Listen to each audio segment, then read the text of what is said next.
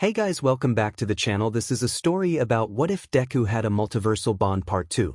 If you guys enjoy this what if and want to see part 3, comment down below and let me know before I start. Please do support for more awesome content and leave a like, and don't forget to subscribe to my channel and also share this video with your friends and check out the description in my playlist.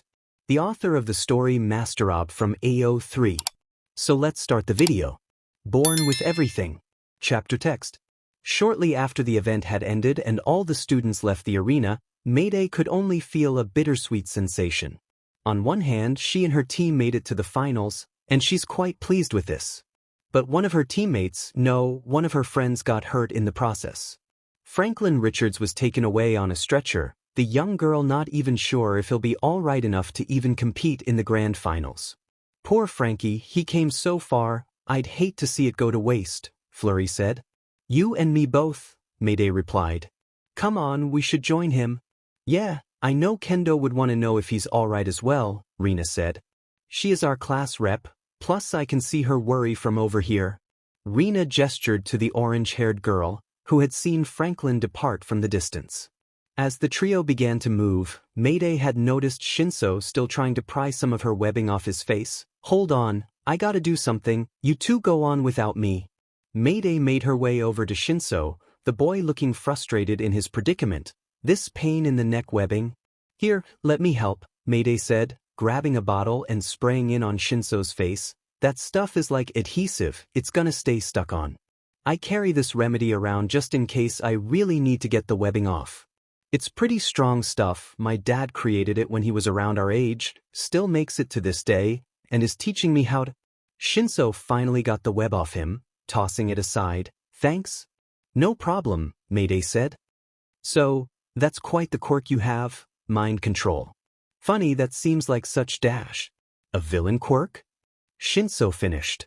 I get that a lot. People tell me that not using my quirk for evil should be illegal in itself. Bit of irony, I guess. Well, it's great, goes to show you're not letting this power get to your head. With great power comes great responsibility, Mayday said. Would you believe me if I told you that your father is one of the reasons I strayed away from the path of villainy? Shinso asked. Heroes like him, All Might, the Avengers and Superman have left such a huge impact on me, I don't even think I have the conscience to even consider evil. I hope to use this festival as a launching pad to being a hero, so I can be great like they are. My plans of being transferred into the hero course are up in smokes now though. I take it you tried to once before? Mayday asked. I took the entrance exams, and of course failed. Those things aren't designed for people that don't have some extraordinary quirk, so I never stood a chance, Shinso said. That's why I took general studies, so at least I can still get through UA and hopefully transfer from within. Mayday felt immense pity for this boy. He seemed like he wanted desperately to be a proper hero. I'm sorry to hear this, Shinso. Maybe those entrance exams could have used more than just raw power.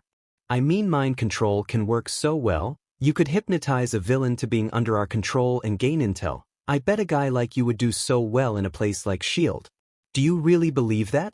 Shinso asked, trying to decide if she really expects him to succeed or if she's just saying things to make him feel better. While he shouldn't be mad at that, he didn't feel like being patronized at the moment. Iron Man started off in UA's support course, and look where he is now, Mayday said. You don't need the hero course, even if I'd rather you in there than a few of my classmates. Interesting, I appreciate your encouraging words, though I still have some worries and doubts, Shinso said. But I will ask you one thing. Sure, what is it? Mayday asked. Promise you'll crush it in the finals. If I'm gonna lose, I want it to be to a dominant winner. I'll accept defeat if I knew my opponent was worthy, Shinso said. Then for the first time since the conversation started, he smirked just a bit. But maybe I should have confidence in that, you are Spider-Man's daughter. Honestly, even that's not enough at times, Mayday said. It just puts a ton of pressure on me, being the daughter of such a popular superhero. I always do my best not to crack, but it's very difficult. I'm gonna go through life as Spider-Man's daughter, and I do want to carry his legacy, but deep down I also want to be more than that. I want my own twist as a spider. Huh? Guess you do have some big shoes to fill. Well, good luck, Mayday Parker, Shinso said, walking off. As he did so, he stopped a moment to face Mayday. If you don't mind me asking, How did you figure out my plan?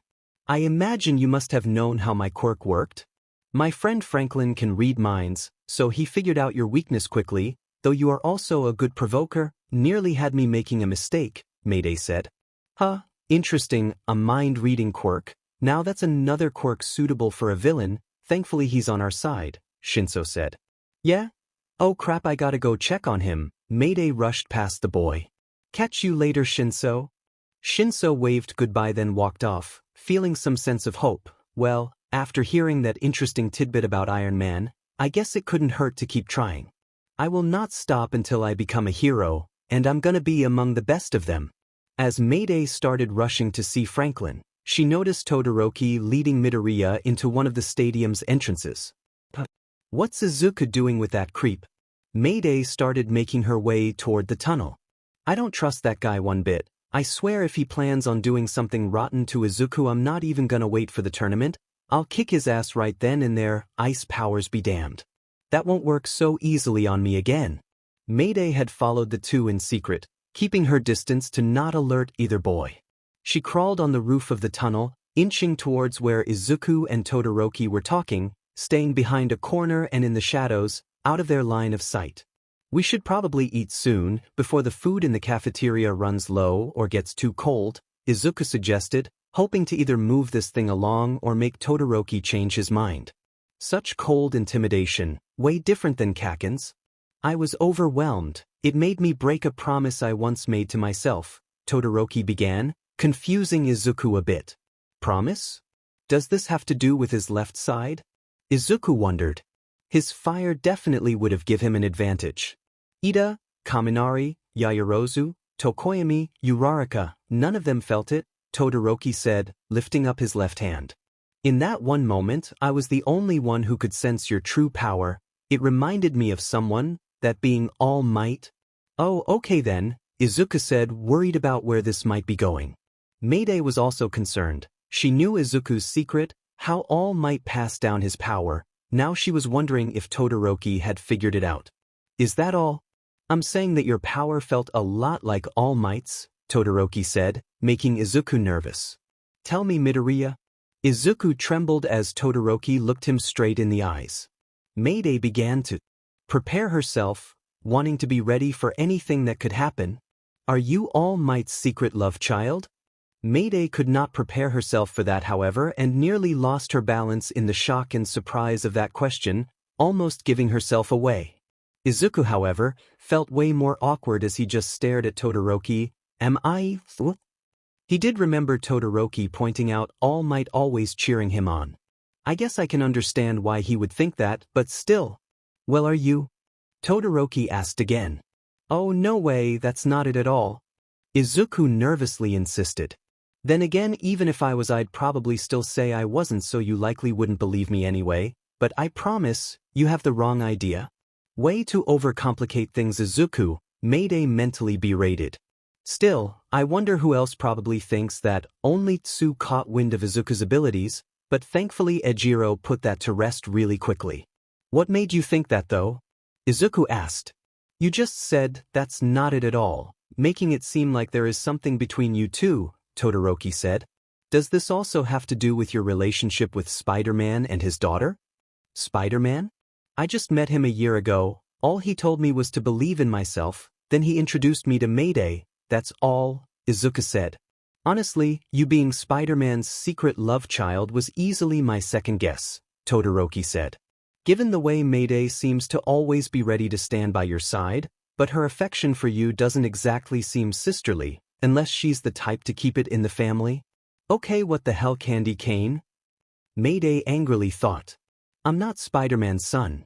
I can swear to you on that, Mayday and I are just good friends, Izuku said. And she really doesn't like me that way, I don't think so at least. She told me she's not interested in romance at all. Actions speak louder than words. Both she and her cousin are quick to flock around you. One or both might have feelings for you, Todoroki said. This freaking gossip. I don't have a crush on Izuku. Even if he is a kind, sweet and cute boy, damn it brain, stop betraying me. Mayday angrily shook her head, trying to focus on Todoroki and Izuku. Look, I just wanted to know what is it that you and All Might had, 𝗬𝗏𝗧𝗏 said, getting a nervous reaction from Izuku. Figuring he wasn't going to open up so easily, 𝗬𝗏𝗧𝗏 decided to open up first. My father is 𝗫𝗏𝗏, I'm sure you know him, and that he's the #2 hero, at least in Japan. I don't know if he beat out Superman or Captain America yet. But my point is that if you're connected to the #1 hero, then I have all the more reason to beat you. Back with All Might, he had gotten 𝗫𝗏𝗏's attention after his over-the-top 𝗧𝗵𝗏 greeting. I haven't seen you in over 10 years at our last press conference together, so I figured I'd stop by and say 𝗧𝗵𝗲. That so? Well, if that's all, then I don't need to stick around any longer, 𝗫𝗫𝗏𝗏 said, making his way downstairs. Chatting like we're old friends. If you wish to do that, go find the Avengers. I already saw Tony Stark strutting around here like he owns the place. All Might didn't leave that be, he simply jumped down to the bottom of the stairs. Why the cold shoulder 𝗫𝗫𝗏? You should be thrilled, your son's doing well out there, despite just using half of his power. You must be an excellent teacher. Are you implying something? 𝗫𝗫𝗏𝗏 asked. No, I just wish to know the secret to training the next generation of heroes, All Might confirmed. Like I would tell you any of my teaching techniques, 𝗫𝗫𝗏𝗏 said, shoving past All Might. Out of my way. Alright? All Might said, not sure what to make of this attitude. But I will tell you this, All Might, 𝗫𝗫𝗏𝗏 said, making his way down more stairs. My son will surpass you someday. I'll make sure of it, it's why I created him after all. You did what? All Might asked. 𝗫𝗫𝗏𝗏 glared hard at All Might. He's in his rebellious phase right now, teenage hormones and all. But he will take your place, I'll make sure of it. Soon he'll be miles above you, the Avengers, and even your good buddy Superman. Elsewhere, 𝗬𝗏𝗏𝗧𝗏 is still telling his story. My old man is ambitious, always aiming for the top. But despite his efforts, constantly battling the likes of Superman and Captain America while aiming for that spot, he could never surpass All Might. So the symbol of peace is living proof of his failures. He's still at it though, trying to take down All Might one way or the other. I don't know what you're getting at though, Izuku said. Is there something you're trying to tell me, 𝗬𝗏𝗏𝗧𝗏? Have you ever heard of quirk marriages? 𝗬𝗏𝗏𝗧𝗏 asked. They became a problem in the first few generations after quirks became widespread. Many sought out potential mates for the sole purpose of creating powerful children. Many people were forced into relationships, almost like arranged marriages. It was very unethical to say the least, but something my father used to his advantage, having the money to do so thanks to his accomplishments.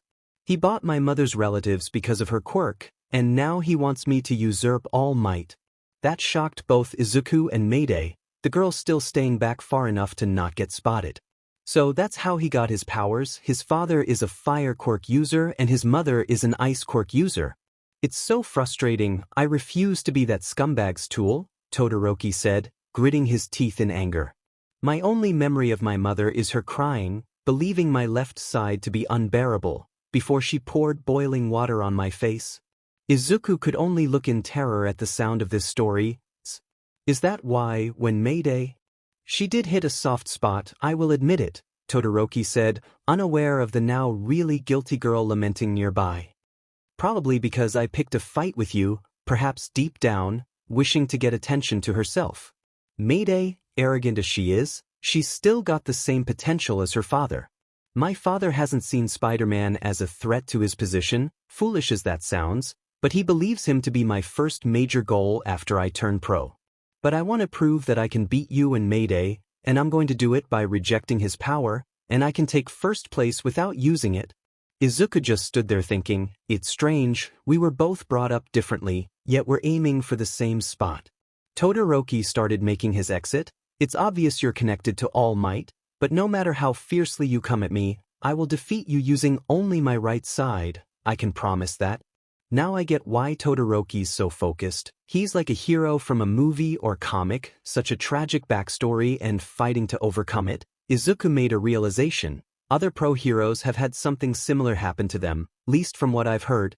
Izuku rushed over to 𝗬𝗏𝗏𝗧𝗏. Wait up. 𝗬𝗏𝗏𝗧𝗏 stopped to listen to Izuku's words. I'm only here because others have supported me. I've been really lucky.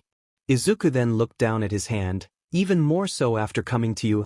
Izuku remembered the words of his friends and family, words from 𝗵𝗃𝗃𝗁𝗍𝗂, his mother, Mr. Aizawa, Spider-Man, even the words he desperately needed to hear. Young man, you too can become a hero. All Might is always saving people with a fearless smile, Izuku continued. He's a great hero, and I want to be just like him. Maybe my motivation to getting to the top is stupid compared to yours, but I won't give up either. I owe it to everyone who believed in me. You want a rival when right back at you. I will defeat you. Todoroki continued to stare at Izuku, then once he was certain he was done talking, just walked off with little care. Mayday continued to observe, not too far from the entrance, figuring neither boy was there to see her anyway. So, he's got his own tragic backstory, but then again lots of heroes do, I know Daddy does. Still, that doesn't give him the right to be a jerk, even if what I said may be harsh in hindsight. It could be worse, at least I'm not like Katsuki, he would have said that just for the sake of being an asshole. I heard that, Bakugo said, startling Mayday as she quickly turned around, aiming her web shooters at a potential enemy. What the hell, Katsuku? Mayday shouted. Don't sneak up on people, especially me, I almost webbed you. What are you doing here? Bakugo asked. What am I doing here? Mayday asked. What are you doing here? Don't dodge my question, let me guess you saw Icy Hot talking to Deku and you got into protective mode and stuck around just in case your little boyfriend found himself in a fight, Bakugo said. First off, he's not my boyfriend, Mayday said, sporting an angry blush. Second, so what if I did? I don't trust Todoroki. He's clearly out of his mind. Well, after hearing that his own damn mother literally scarred him for life, it's hardly surprising, Bakugo said. Wait, you heard that too? Mayday asked. Were you listening in as well? I was right under you, maybe next time try to be more aware of your surroundings, Bakugo said. Well then, why were you here? Mayday asked. I know it was not to keep an eye on Izuku, you hate him after all. You're right, I do, Katsuki bluntly admitted. I just wanted to know why that icy hot bastard chose to pick Deku as a rival over me. But now I know, it's because of his buddy-buddy relationship with All Might. Well, can you blame All Might? Izuku has a similar quirk, Mayday said. Yeah, I know, Bakugo said. One Deku never told me about. He developed his quirk late, that's all, Mayday said, hoping to help Deku keep the secret he didn't know she knew. Look, All Might saved me and Izuku a year ago, and since we've kind of been tight, that's another reason Izuku's been friends with All Might, because All Might already knew my dad was thrilled that Izuku tried to save me, my dad befriended Izuku, thus helping Izuku befriend All Might, and while training him he found out that Izuku had developed a similar quirk? Wait, what do you mean training him? Bakugo asked, getting a nervous sweat from Mayday. Nothing major I'm sure, probably a few tips, Mayday nervously said, realizing she may have let some important info slip. Bakugo leaned in close. Is there something you're not telling me? Mayday grew nervous, not sure how to talk her way around this.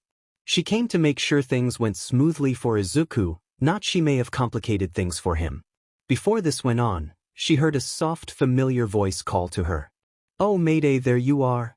Both turned around to see two new faces, mostly new to Bakugo because Mayday knows these two very well. Rina's been asking for you. Auntie Fluttershy, Mayday said with glee, then turned to the gruff man next to her. Uncle Logan. Sup, kid? Saw your performance in the race and the cavalry battle. You're doing great, Logan said. Mayday wasted no time running to the two for a hug. I'm glad you both made it. I mean, I know you're mainly here for your daughter, but still. Well, you're important to us as well, sweetie, Fluttershy said, rubbing her head.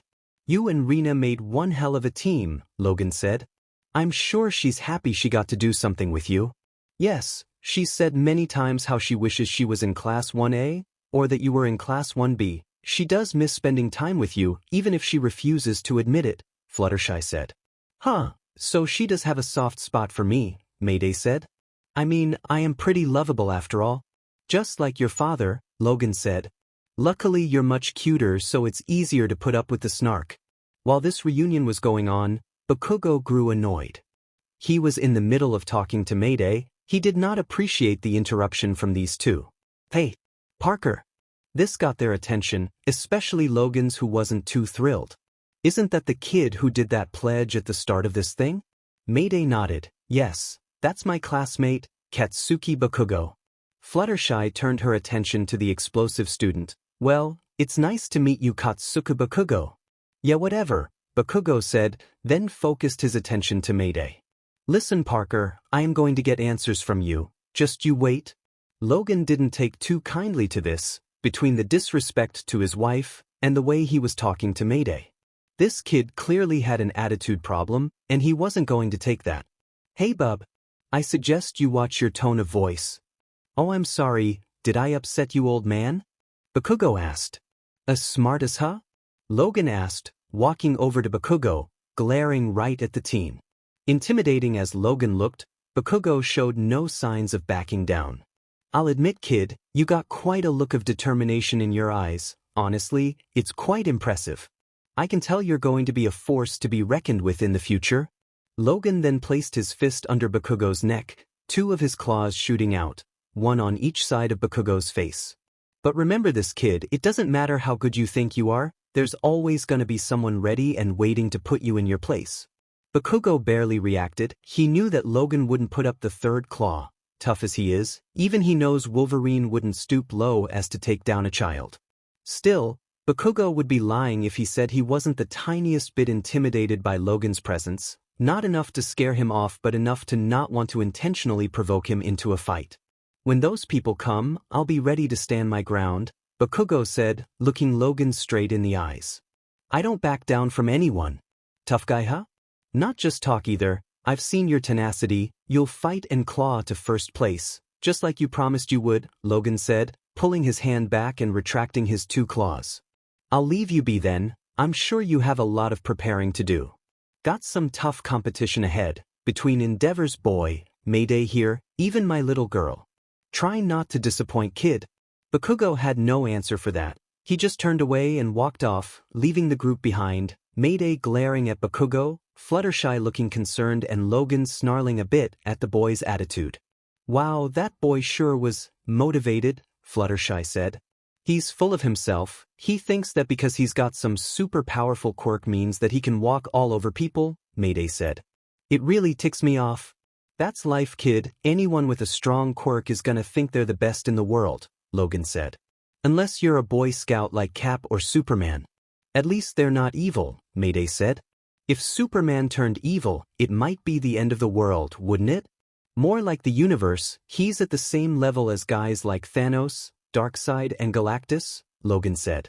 Not sure if even Majin Buu could have stopped him. Think my dad could? Mayday asked. Logan knew Spider-Man was not at Superman's level, though he couldn't blame Mayday for thinking her dad could, given his resolute determination at everything he does, plus Logan knows that Mayday thinks the universe of her father, and imagines him being much stronger than he actually is. Maybe. Mayday? The girl heard Izuku said. She noticed her classmate walking through the corridor. Didn't expect to see you here. Izuku, Mayday said, going to greet her friend. Hey, you should probably get something to eat, you have a finals to tend to. If I'm gonna beat you, I want you to be at your best. Well, that was blunt, Izuku figured, then noticed the two heroes standing nearby. Hey, those two right there, is that? Sure is, my Uncle Logan and my Auntie Fluttershy, Mayday said. Or as you might know them, Wolverine and Faith.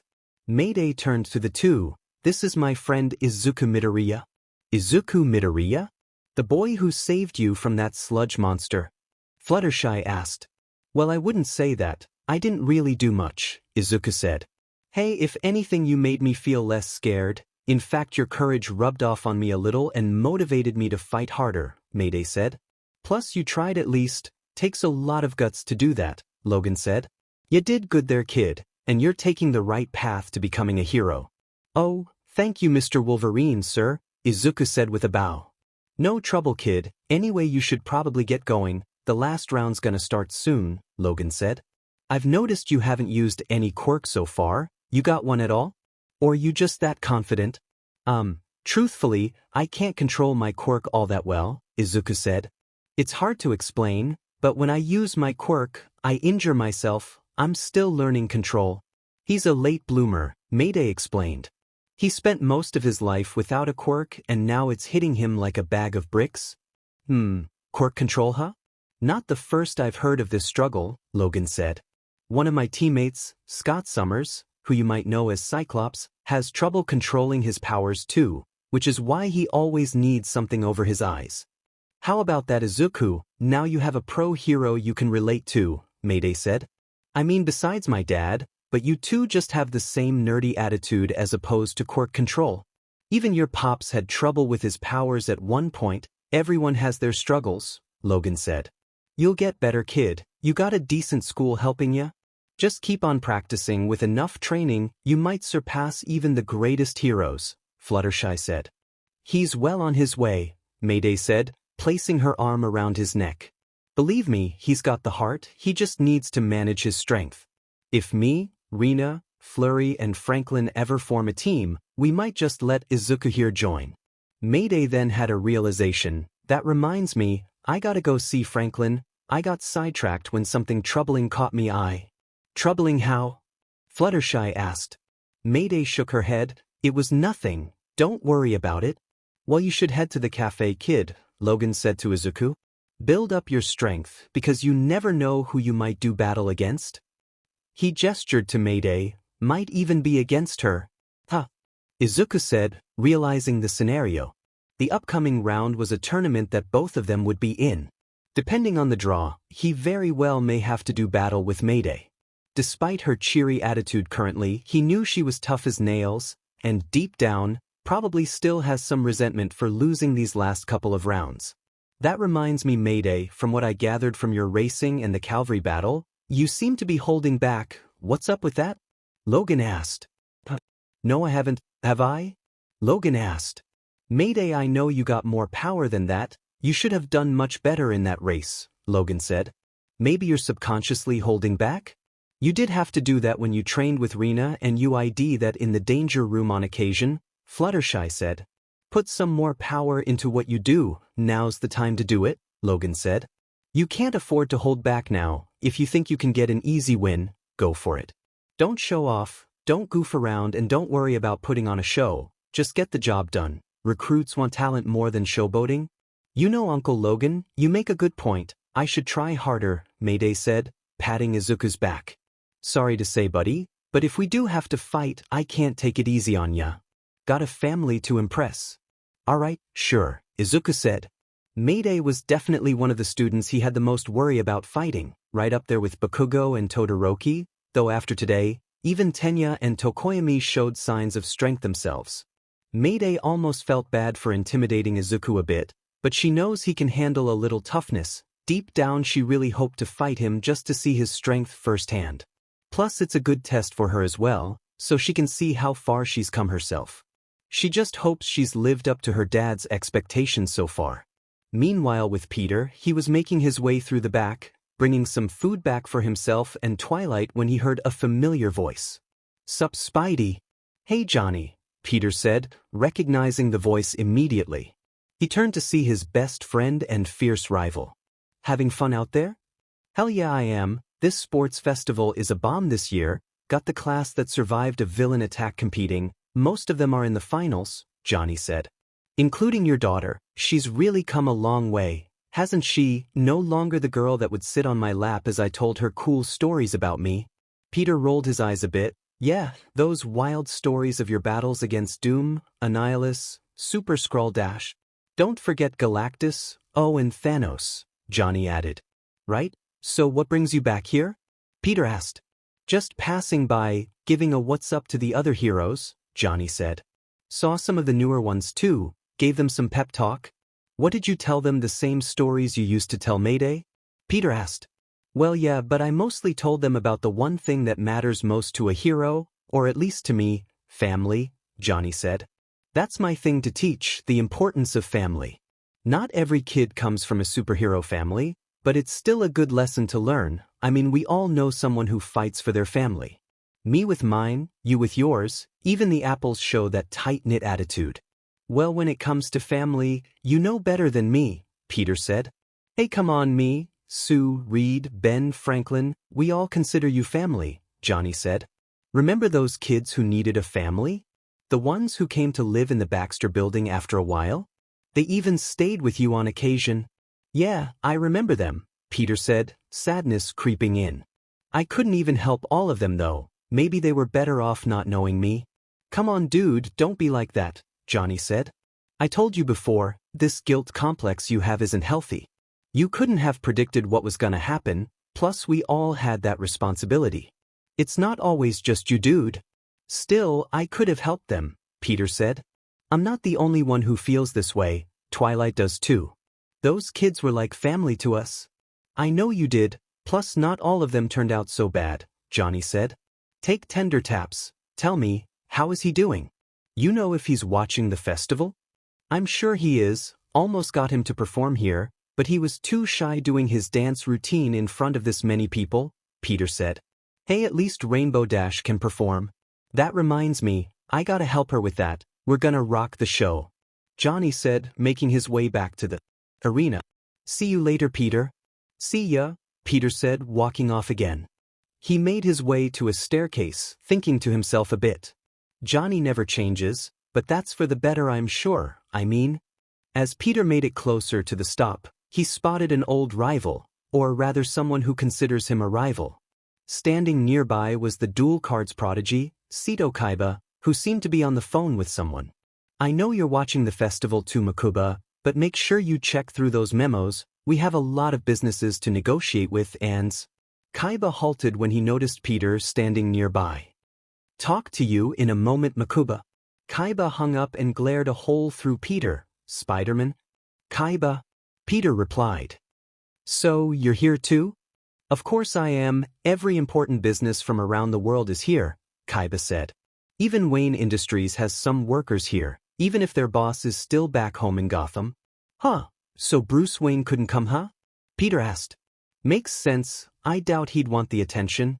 I'm sure he's still watching from home, it's still daytime after all, his real job usually doesn't start till nighttime, though of course, that's a secret not many people know about, 𝗧𝗵𝗃𝗃𝗲 said. So, proud of your daughter? Of course, she's holding her own out there, Peter said. Yeah, she and her friends, I'm quite impressed, and so is Bulma, 𝗧𝗵𝗃𝗃𝗲 said. That niece of yours is doing well too, though she's yet to do anything that impressive. It'll come, Peter said. Flurry's got a lot to show off. Yeah, Hurt's magical friendship and junk, honestly it's worse than the crap Yugi Muto and his friends spew, 𝗧𝗵𝗃𝗃𝗲 said. Hey, it works for them and for my wife, Peter said. Plus you can't tell me you don't feel the same way. I don't need friends, Parker, I have everything I need right here, 𝗧𝗵𝗃𝗃𝗲 said, pulling out his Blue Eyes White Dragon dual card. Sure, keep telling yourself that 𝗧𝗏𝗏𝗏, Peter said. Look, I gotta get this food to my wife. Maybe you can try to lighten up. This is a major event that comes once a year, it won't kill you to have some fun. See you later, dude. Peter started making his way back upstairs as 𝗧𝗵𝗃𝗃𝗲 walked off, resuming his phone call. Sorry about that, it was just Spider-Man being a nuisance as always. No, I'm not getting you his autograph. During lunch, everyone took time to catch up. Class 1A had their interaction with each other. Peter and Twilight chatted with Logan and Fluttershy. Bulma and Vegeta sat together enjoying a meal with Stark nearby with Pepper. Mayday even had a chance to speak with Johnny, the girl asking him if it looked like she held back. He gave her good advice on how to not hold back too much and still look cool. Soon the lunch break had ended, everyone was back on the fields, Present Mike back in his booth with Rainbow Dash and Aizawa. And we're back, and we got a lot of fun side games for all the students to enjoy and for your viewing entertainment. We've even brought in some cheerleaders from America. That country is giving us great love today. Not to mention if a few moments. Rainbow Dash stopped when she noticed something off. I didn't know some of the students were cheerleaders too. What are they doing? Aizawa asked, same as everyone else when they noticed that all the girls of Class 1A aside from Mayday were donned in cheerleader outfits. Looks like Class 1A is going full-on fan service. Present Mike said. You girls are looking good. Rainbow Dash cheered. Nearby both Mineta and Kaminari were giving each other a thumbs up, much to the annoyance of Momo. Wait. You guys tricked us? Earlier at the cafeteria. Yo, Jiro, Yaoyorozu, Kaminari said, getting their attention. We got something to tell you. See those girls? Mineta said, gesturing to the cheerleaders. Mr. Aizawa said all the girls in class need to dress like that, which you probably already know since you're a class rep. What? Jiro asked. You can't be serious. This is the first I've heard of it, Momo said. Hey, I'm just reminding you in case you forgot, Mayday insisted. I mean, you don't have to believe me, but you might make Mr. Aizawa unhappy if you forget. Back in the present. I can't believe I let that little perv trick me, Momo said, falling to her knees in shame as Ochako attempted to cheer her up. I even used my quirk to make these outfits. Ugh, freaking hate those guys. Jiro shouted, throwing her pom-poms to the ground. Come on, we still have time before the final even starts, plus these outfits are totally cute, Toru said, then started waving her pom-poms. Let's just roll with it. Are you nuts? Jiro shouted in anger. Wow, you're really into this, Toru, 𝗬𝗪 said. Also, where the hell is Parker? Jiro asked. Why isn't she suffering with the rest of us? I haven't seen her, so I asked Flurry Heart to tell her, Momo said. I told her, but she refused to dress up like a cheerleader, plus she found the story bogus since she heard it from Minoru, and she didn't want to follow Momo-chan's orders, even if they were from Aizawa-sensei, Flurry explained. Helps being the only one with a working brain, Mayday said, passing by the girls. Seriously, you all look ridiculous. Couldn't think to ask Aizawa himself to make sure? It came from Mineta. You all brought this upon yourselves. What's worse is that you dragged my poor, innocent and naive cousin into this. You make it sound like I'm a blind follower, Flurry said. Seriously, this doesn't bother me. I've always wanted to be a cheerleader anyway. It seems fun. Mayday shook her head. Do what you want. I'm going far away from any of you. She began walking off, much to the annoyance of some of the girls. Why is she such a buzzkill? Mina asked. No offense, Flurry, but your cousin can be a bit of a prude on occasion, 𝗬𝗪 said. It's strange too. She actually auditioned for a cheerleading role back when she went to school in New York, Flurry said. Maybe she's jealous then. That girl is just swimming in her own insecurities. Maybe that's why she and Midoriya are such good buddies, Jiro said. Flurry glared slightly at the rocker girl. Ease up, Kyoka. I know Mayday's being rude, but don't say mean things about Izuku. Yeah, I know you're fond of him for whatever reason, Jiro said. She has good reason to be. He's very intelligent, 𝗬𝗪 said. He is insecure though. He seems to second-guess himself too, which is a shame. He's much better than he thinks he is. Deku is amazing, and I'm sure Mayday's attitude is because she's so pumped for the finals, Ochako said. Plus I'm with Flurry. This could be fun. Nothing wrong with a little cheer. Even Auntie Twilight was a cheerleader for Rainbow Dash. Once, same with Pinkie Pie. Flurry Heart said. Then I heard Pinkie Pie took her shirt off and became completely topless, like no bra. It was odd for everyone, except for Deadpool. There was an awkward silence following that statement. 𝗬𝗪, of course, was the only one to vocalize this. That was really weird, Flurry. After the side games, everyone will be kicking off our tournament, single bracket style. Present Mike said. You're not gonna miss one of these epic matchups? Kirishima looked extremely excited for this, a dream realized for the red-haired boy. I spend so many years watching the finals on TV, and now I get to be in it? So is it always a martial arts tournament? Mina asked. They switch it up every year, 𝗬𝗪 said. Last year it was sword foam fighting. Midnight held up a box. Alright, time to draw lots. Once you do, we'll announce the matchups and you can enjoy the recreational games before we start. The 16 finalists are free to sit those activates out if they want to conserve their stamina, or they can join in on the fun. It's their choice. She was about to call over the students when she remembered something. However, before we start, I do need to inform everyone that due to the events of the Calvary battle, Franklin Richards will not be participating in the final rounds. This was hardly a surprise to a few students, though others were surprised his injury was that bad. Izuku had turned his attention to Mayday, since she was a friend of the boy. He could tell from the look in her eyes that she already knew this. He could sense sadness in her, but at the same time he could tell she was mad too. It was especially telling when he caught her glaring at Todoroki. So what happens? Is it 15 students only? Kirishima asked.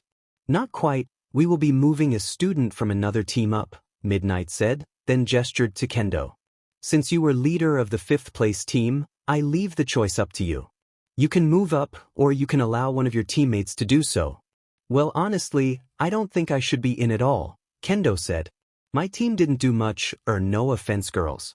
Her teammates insisted it was fine, they seemed to agree with her. It's only fair to give the spot to 𝗧𝗧𝗧𝗧's team. Huh? Wait, really? 𝗧𝗧𝗧𝗧 asked.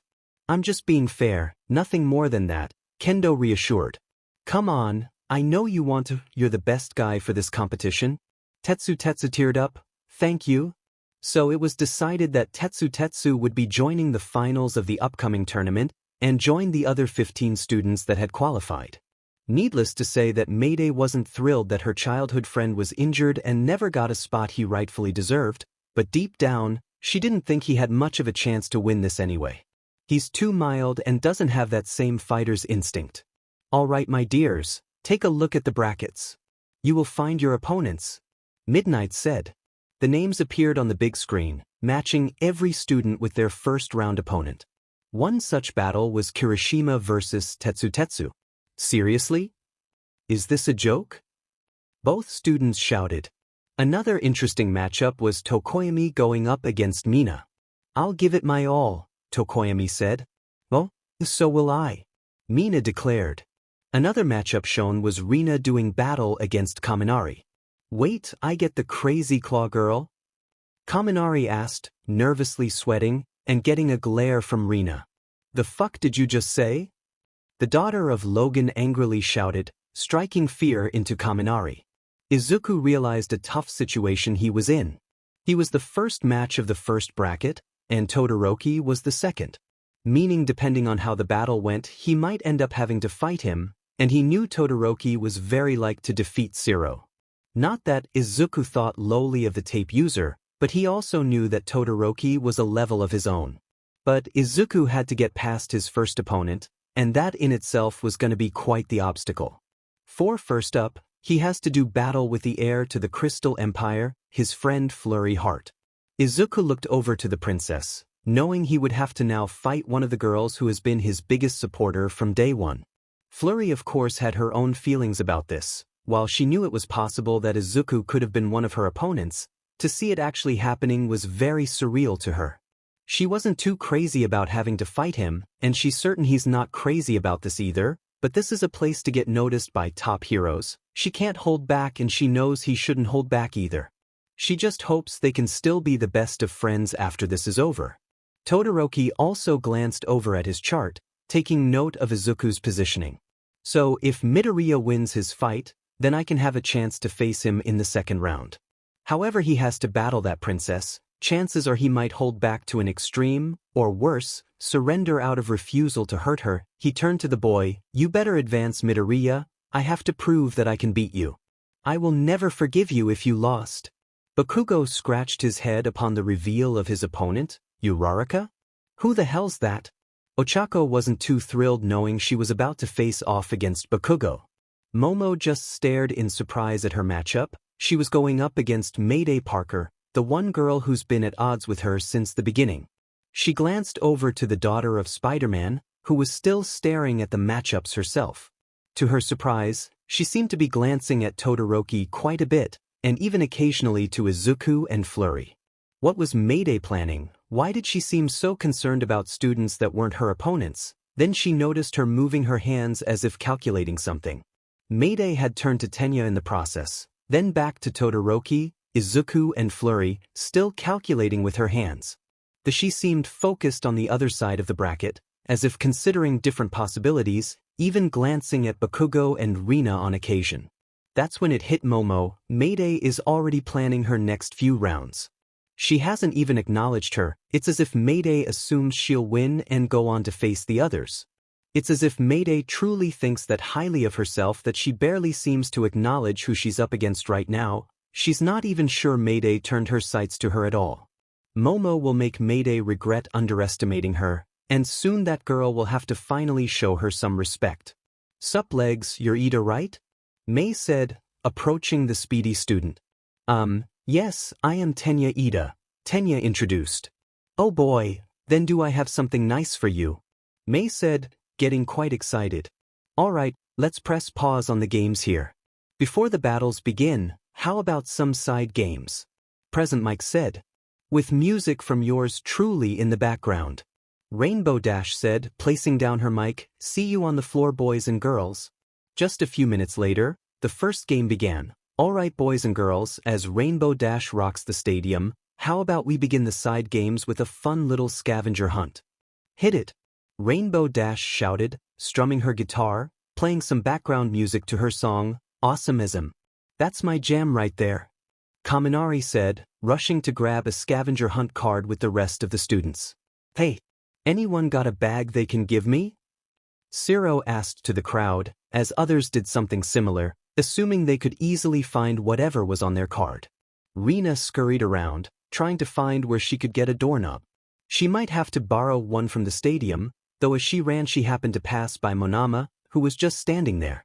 Give up already, 𝗵𝗲? Rina taunted.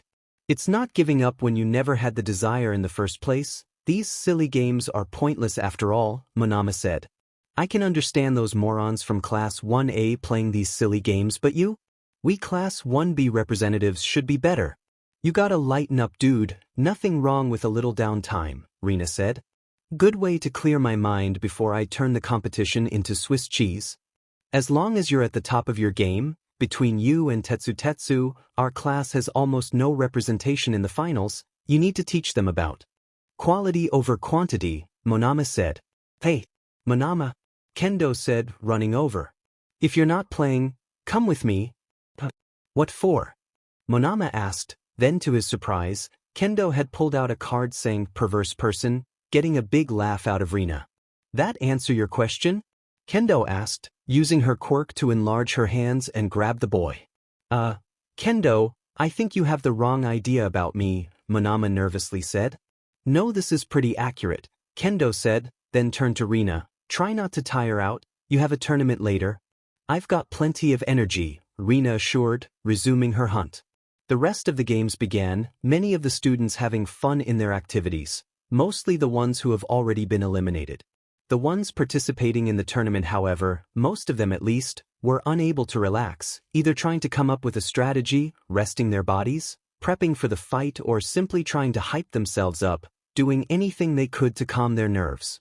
𝗵𝗃 took to the microphone once more, just a few minutes before the final tournament. Alright kids, big fight's about to come up, better prepare yourselves if you want to come out with the win. Back when I attended UA, I remember doing something just like this. Oddly enough, I got the martial arts format as well. I made it past the first round but lost in the second, and let me tell you, that was one tough chick I fought. I thought my speed was enough, but she came in with a plan and hooped me. You can be as great as you want to be with your quirk, but always remember that there's someone else just as good, if not better with theirs. Some don't even just rely on their quirks, there's a lot of strategies to take into account. If you waltz in unprepared, you're gonna get your butt kicked. To the 16 students about to fight, remember one thing, just do your best and always remain cautious of your opponent. You never know what could happen. But even if you do lose, don't let it get to you, because for you first years, it just gives you an early look as to what you need to improve on. To all of you who didn't make it to the finals, don't be ashamed either. Sometimes starting from the bottom works better than starting at top, and to those who are on top, you gotta fight hard to stay there, because those on the bottom have nothing to lose. Wow, pretty deep stuff, Kirishima said. Very enlightening words, it almost sounds like she speaks from personal experience, Tokoyami said. And yeah, I know that no one likes to lose, 𝗵𝗃 continued. Me, I hate losing, it's among the top things I despise the most. But I still never let it get me down. You just need to be confident in your own abilities to bounce back, because what matters in the end is not how many times you get knocked down, it's how often you're willing to stand back up and try again. Cliché saying, I know, but we all know there's truth to it. Don't let losing hurt your confidence. If anything, it's that confidence that's gonna get you through that rut. To me, confidence is having the courage to experience loss, especially if you're willing to learn from that loss and use that to get the win next time. I wish all of you luck, and remember, what matters is that you each do your best out there. Show the pros what you're capable of. Who knows, maybe one of you will impress me enough to want to bring you into me and my husband's hero agency. For every storm, there's a rainbow, and a chance to hit it big. Hey, I'd be down to train under Rainbow Dash and the Human Torch, 𝗵𝗃 said. They seem like they know how to have a good time. Just remember, Denki, they take pro hero work very seriously, Mayday warned. So if they do choose you? She looked aside as she muttered, though I highly doubt they would. She spoke aloud again, then be ready to work your ass off. I think I can handle it, Parker, 𝗵𝗃 insisted, getting a shrug from Mayday. Now, I'm gonna sing a song for all of you. It's a little softer than my usual style, but it might calm your nerves, Rainbow Dash said. I love singing this to myself whenever I need to calm my nerves, whether it's being a pro hero or during my time in the Wonderbolts. I hope all of you can relate to it in some way, and use it to find peace and motivate all of you to go beyond plus ultra. Oh boy, I love it when Dashi sings. I love it when everyone sings, Flurry excitedly said. Everyone? Momo asked. In Equestria, it's not uncommon to hear someone singing, not just a few lyrics, but full-on songs. It's what makes my home country so magical, Flurry said. I hope to God I never step foot in that place then, 𝗵𝗃𝗀𝗁 said, much to Flurry's annoyance. I'd say you wouldn't be welcome there anyway, but they're all too decent of people to say something like that, something you'd never understand with your villainous attitude, Flurry spat. 𝗵𝗃𝗀𝗁 snarled at the princess. Pray we don't meet in the tournament, because next time we clash, I'll do more than just break your arm. Flurry turned away in a humph, not wanting to indulge with 𝗵𝗃𝗀𝗁 any longer, though his little comment did draw some ire from Mayday, who herself hoped she would have a chance to put 𝗵𝗃𝗀𝗁 in his place. No instruments were used, at least not at first, just the sounds of pats and snaps, Rainbow Dash prepping herself up for her song. I have so much more to say, but I love in slow motion, from moment to moment, hey. Holding back from day to day, the clock's ticking slowly, but time cannot hold me down. The students gathered around, most of them finding themselves immersed in the song. Whether they were fluent in English or not, it did not matter. The lyrics weren't the only thing that they found comfort in, but just her tone. Sounds like she's singing about her quirk. Izuku muttered, taking in her lyrics. As Rainbow Dash sang, she started to extend her wings. Yeah, I'm running, watch me, yeah, I'm running, I let go in this moment, all roads opened. Rainbow Dash took to the air, a rainbow aura surrounding her. Gonna break free, I'm running. I was born to break free. Her wings are so pretty, Mina said. And that rainbow, so amazing. I think I'm in love, 𝗵𝗃𝗁 said, gazing at Rainbow Dash's power. Man, Human Torch is a lucky bastard. Hell yeah I am, Johnny said, suddenly appearing beside 𝗵𝗃𝗁. Dude, where'd you come from? The surprised electric user asked. Dashi's not the only one who's fast, Johnny said. Though she's probably faster than I am, so I usually leave the speed stuff to her. How fast can she go? Mina asked. Like she said in her lyrics, she lives in slow motion, Johnny said. She can activate her speed to the point where everything around her moves slow. That's how most speedsters are. So fascinating, Izuku said, somewhat mesmerized by her flight, aura and lyrics. Rainbow Dash flew around, flying over the crowd and the students as she finished up her song. I find myself in the rhythm of my feet, feel it in my heart. The time is now, and I won't hold back. She flew overhead, high-fiving the students as she flew by. Gonna break free, I'm running. Watch me, I'm flying. She took to the skies. I let go in this moment, all roads open. Gonna break free, yeah, I'm soaring. She started to increase her speed as she flew into the air. I was born to break free. With the final hit of her notes, she had performed her signature technique, her sonic rainboom, an explosion of color covering the skies above the stadium, mesmerizing many of the students, and the pros as well. That's my girl, Johnny said, a proud smile on his face. Amazing, Izuku commented. That's what I gotta do in this tournament, Mayday said. Rainbow Dash landed back down on the stage in a cool pose, flashing a confident smile to the entire arena, getting a huge round of applause for her performance. What a performance from Rainbow Dash. Present Mike hyped. Keep it up for the world's most awesome flyer. Rainbow Dash took a few bows, glancing over the crowd and the students before her. The only thing that would have made this a bit better is if Franklin was among the students there. She was really worried for her nephew. He worked hard to make it to the finals and he can't even take his rightful place in the top 16. Hopefully she won't have this same misfortune in a couple of years when her son is ready to attend UA, if that's what he desires. Great performance 𝗵𝗃𝗍𝗃. I think you've really gotten everyone properly hyped for the tournament, Midnight said. Alright my dears, we need a few minutes to prepare the ring. To those competing, I suggest you take these final few moments to mentally prepare yourselves. Everyone expects a good show.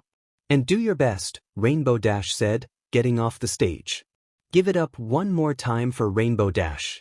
Present Mike encouraged as she walked past the students, high-fiving and fist-bumping them. Anti-Rainbow, Mayday said, getting the older girl's attention. You rock. Thanks kiddo, good luck in the finals. 𝗵𝗃𝗍 encouraged. Please tell me you have a younger sister that looks exactly like you. 𝗵𝗃𝗃 pleaded, getting a chuckle from 𝗵𝗃𝗍. The closest I have to a sister is 𝗧𝗏𝗏, and she's a fair bit older than you. So sorry kid, you're out of luck, 𝗵𝗃𝗍 said. What about a daughter? 𝗵𝗃𝗃 asked. Pushing it pal, Johnny warned, causing 𝗵𝗃𝗃 to slightly back off. Flurry rushed over to hug 𝗵𝗃𝗍. You're so talented. Thanks Flurry, I'm really proud of you for doing so well, 𝗵𝗃𝗍 said, rubbing her hair. Go get ready for your match. I'm kind of worried, Flurry said. I mean I have to fight my friend and if I win, it might make him mad at me. Who that Izuku boy? 𝗵𝗃𝗍 asked, glancing towards the boy, who himself seemed to be looking their way, though tried to hide it by only looking with his eyes. Well, I'll tell you this. Friends compete, that's fine. If he thinks any less of you just because you won, then he's not a good friend. But based on what Peter and Twilight say, he sounds like a good kid. Yeah, he's really nice, very sweet too, Flurry said. Just do your best. I've had moments where I competed against my friends, even in physical combat, 𝗵𝗃𝗍 said. You know Kitty Pryde, right? I beat her in the first round of my tournament, and we're still friends. Because we both did our best. But wasn't Johnny mad at Uncle Peter because he lost to him in the finals? Flurry asked. Johnny got over it. Besides, I don't think that boy has the same ego, 𝗵𝗃𝗍 said. Alright, thanks Dashie, Flurry said, running off to prepare. 𝗵𝗃𝗍 waved goodbye, then turned back to Izuku, noticing that the boy had actually inched closer. It seemed like he wanted to talk to her but he was too nervous to do so. Being friends with Fluttershy for many years, she understood the shy types and knew how to handle them. Sup kid? Got something on your mind? 𝗵𝗃𝗍 said, somewhat spooking Izuku. Oh, it's nothing really, I mean. Izuku stammered a bit. Sensing that this was gonna drag on, 𝗵𝗃𝗍 simply walked over, placing her hand on his shoulder and looking into his eyes. Relax kid, let's just talk, 𝗵𝗃𝗍 said, soothingly as she could. Right, Izuku said. Sorry, I just get really nervous sometimes and dash. You start to either ramble on in an attempt to calm yourself but make yourself feel even more awkward doing so? 𝗵𝗃𝗍 asked, flashing a smile to the boy. How did you? Izuku wondered. You're not the first, a childhood friend of mine, Fluttershy, you might know her as Faith, she struggled with shyness too, 𝗵𝗃𝗍 said. She used to be shy? Izuku asked, trying to think back to earlier when he spoke to her. She seems kind-spoken but I never took her for shy. Yeah, it took her a while. Poor girl used to get bullied a lot due to her somewhat clumsy nature, 𝗵𝗃𝗍 said, something Izuku related to, replacing klutziness with quirkless. Thankfully she found comfort when she met some animals in a forest. For a while they were the only creatures she would confidently talk to until she slowly worked up the nerve to be more social. But enough about that. Is there anything you wanted to say to me? Oh, it's nothing, just that. Izuku took a breath, hoping to ease himself. I really liked your song, it felt really relaxing, and your lyrics were amazing. Thanks, came up with them on the fly, literally, 𝗵𝗃𝗍 said. I was flying around, moving too fast for anyone to see and it just popped into my head, then I started singing it out loud. Well, it's awe-inspiring, Izuku stated. You sounded so confident out there. Then I remembered what you said before about confidence helping you through your losses and mistakes. It just made me realize I don't think I'm at that level yet. What you kid? You seem confident to me. I mean, you won first place in the race and you led your cavalry battle team to the finals, 𝗵𝗃𝗧𝗏 said. But I felt so much pressure to win. I knew if I lost, I'd be letting so many people down, Izuku said. Maybe you should worry more about doing what's best for you, 𝗵𝗃𝗧𝗏 said. I get there's probably people cheering you on. What is it, family? Friends you have outside this school? Oh, I don't have friends that aren't in UA. In fact, aside from some kids I used to hang out with, I never had friends until I met Mayday, Izuku said. See, I developed my quirk late, so no one wanted to hang out with me, and the friends I used to have, well, they didn't seem to like me much anymore. 𝗵𝗃𝗧𝗏 looked so shocked and surprised at first, but then she remembered that this wasn't uncommon, in moments that turned to anger, to know there can be such judgmental people, and she definitely hated the lack of loyalty from this boy's so-called friends. Well, better late than never. Well, it's fine, I mean I can't blame them, no one wants a weak friend, Izuku said. Don't make excuses for them, 𝗵𝗃𝗧𝗏 immediately said. Anyone who's thought less of you because they thought you were quirkless are just a waste of space. Besides, right now you're in UA, I bet anyone who thought you were useless are eating their words. Izuku briefly glanced to Bakugo, hoping he wasn't listening in, knowing this would just make the boy much angrier. Right? Anyway, I do have family who believe in me, my mother specifically. I don't want to let her down, plus there's also Peter and Twilight, and even All Might. Kid, I'm sure your mother will be happy that you just did your best, I mean you made it pretty far, 𝗵𝗃𝗧𝗏 said. As for Peter and Twilight, they're really nice and not likely to judge you for your failures. As for All Might, well, I can't imagine you'd let him down, he's pretty chill. Wait, why are you more concerned about All Might? Well, he's kind of my favorite hero, Izuku said, not wanting to go into full detail. About his friendship with All Might. Well, like I said, he's a chill guy, 𝗵𝗃𝗧𝗏 said. But you shouldn't worry too much about that, like I said, focus on what you can do, and if it makes you feel better, I'll still believe in you, even if you do lose, just try your hardest, that's what any good hero would say. Izuku nodded. Sure, thank you 𝗵𝗃𝗧𝗏, ma'am. No trouble, 𝗵𝗃𝗧𝗏 said, ruffling his hair. Also, no need to call me ma'am. Right? Yes, 𝗵𝗃𝗧𝗏, Izuku said, still feeling a bit nervous, this getting a chuckle out of 𝗵𝗃𝗧𝗏. I like you, kid, 𝗵𝗃𝗧𝗏 said, gently stroking his face.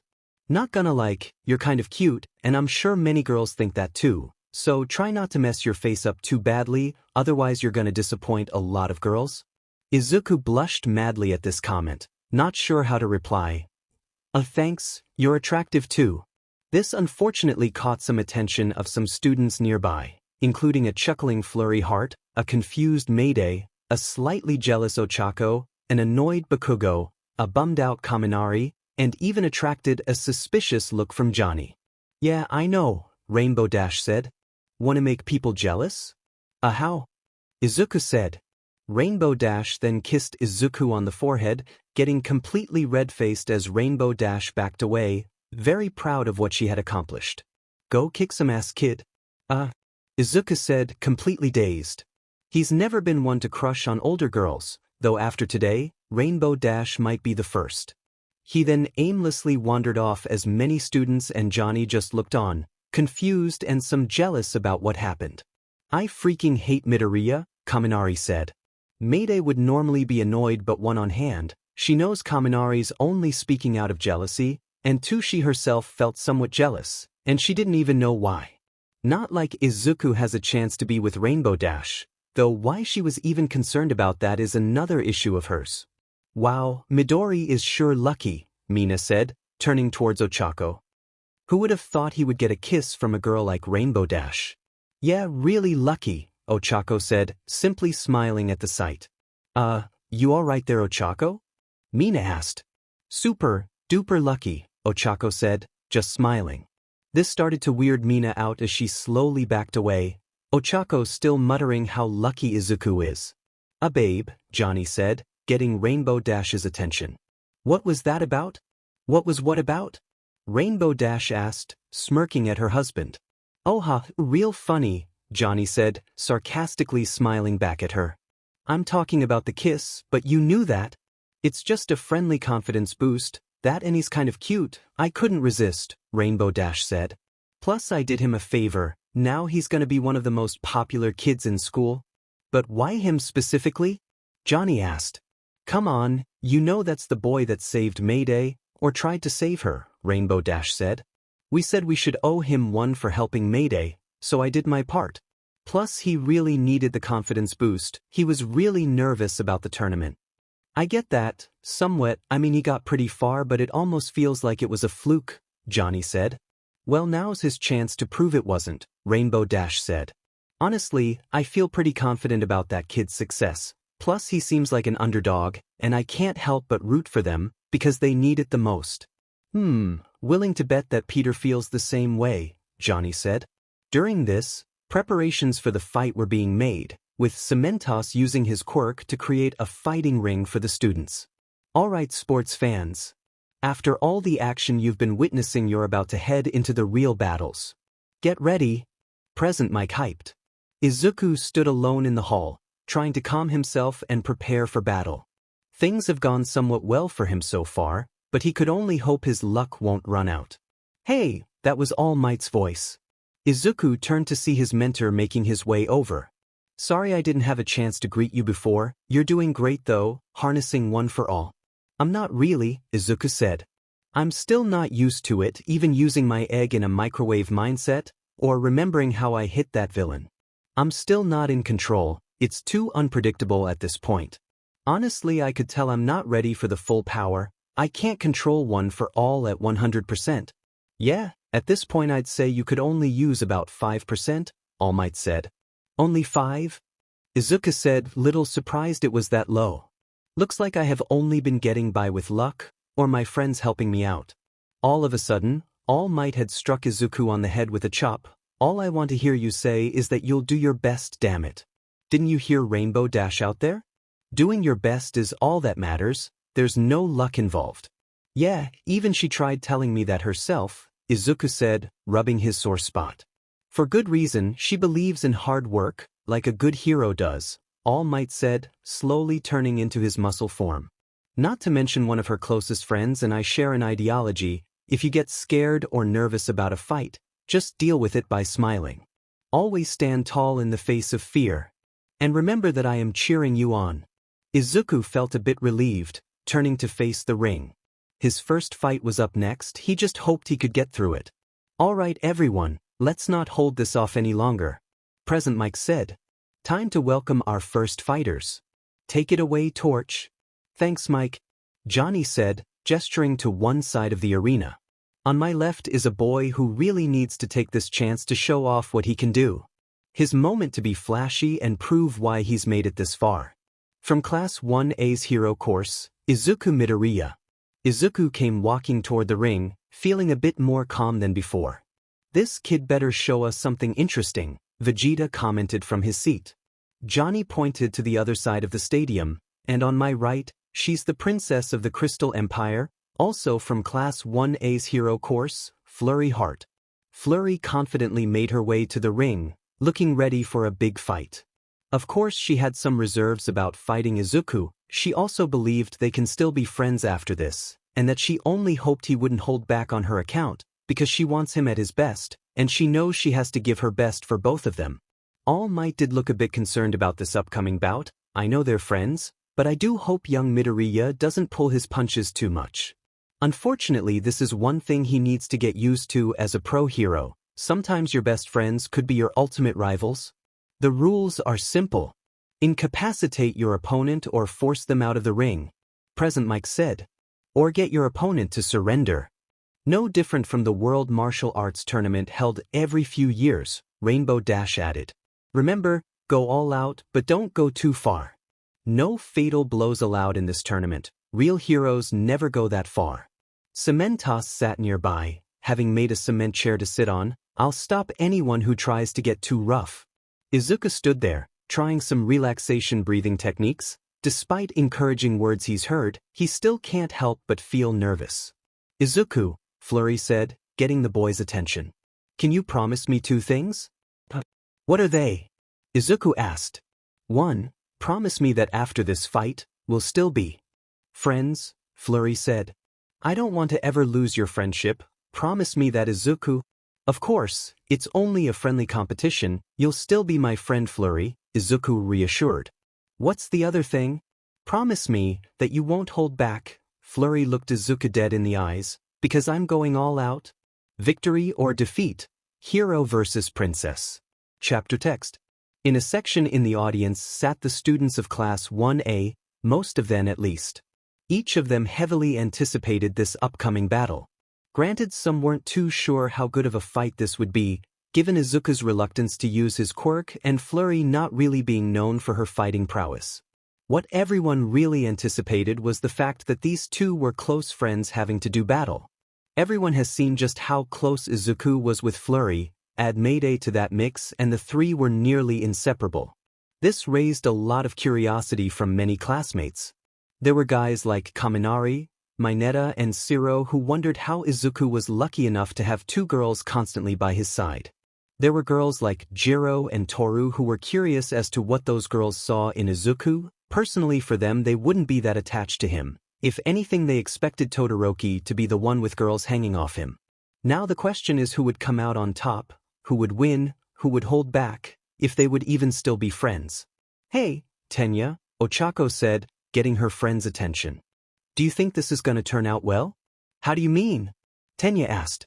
Deku has to fight Flurry, and we both know what good friends they are, Ochako said.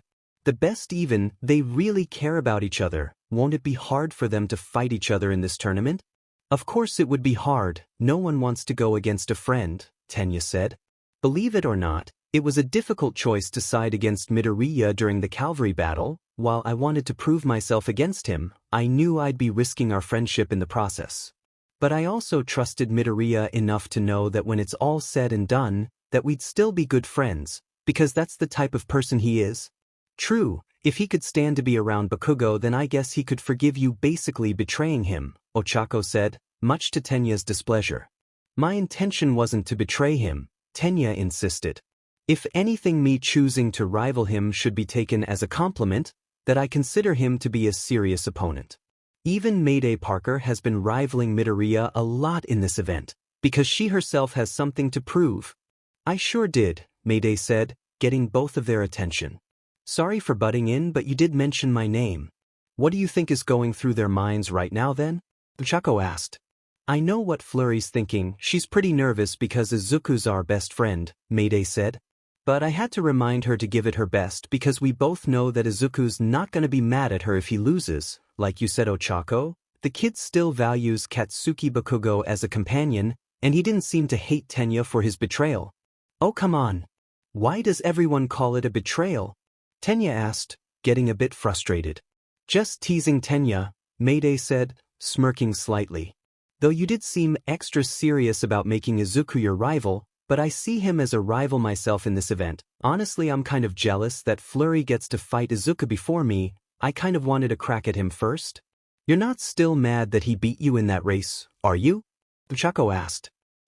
Oh no, of course not, no, Mayday insisted. Okay, maybe a little, but that's unrelated to me wanting a chance to fight him.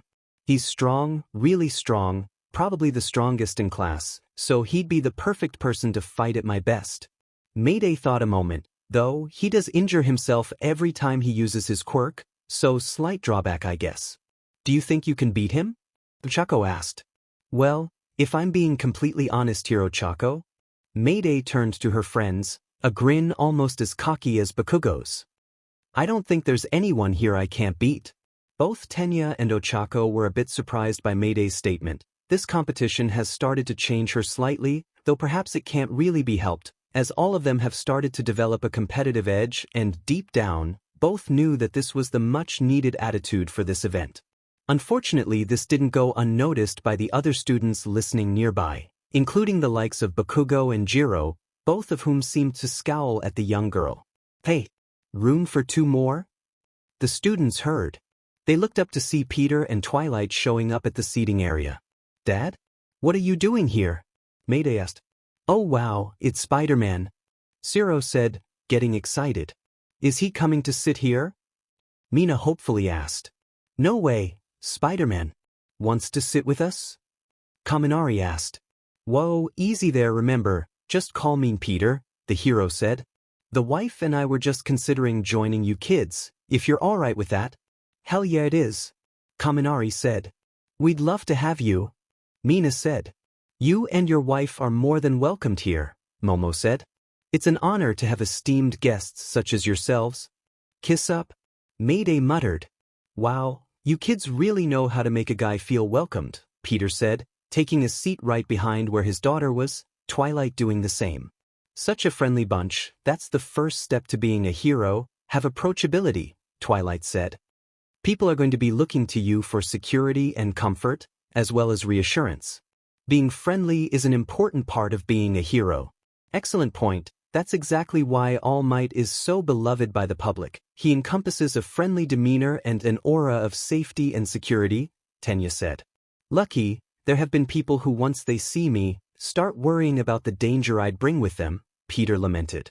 That I can probably attribute to the Daily Bugle. Don't worry, Peter, everyone knows that Skinflint Jameson never knew what he was talking about, Twilight reassured.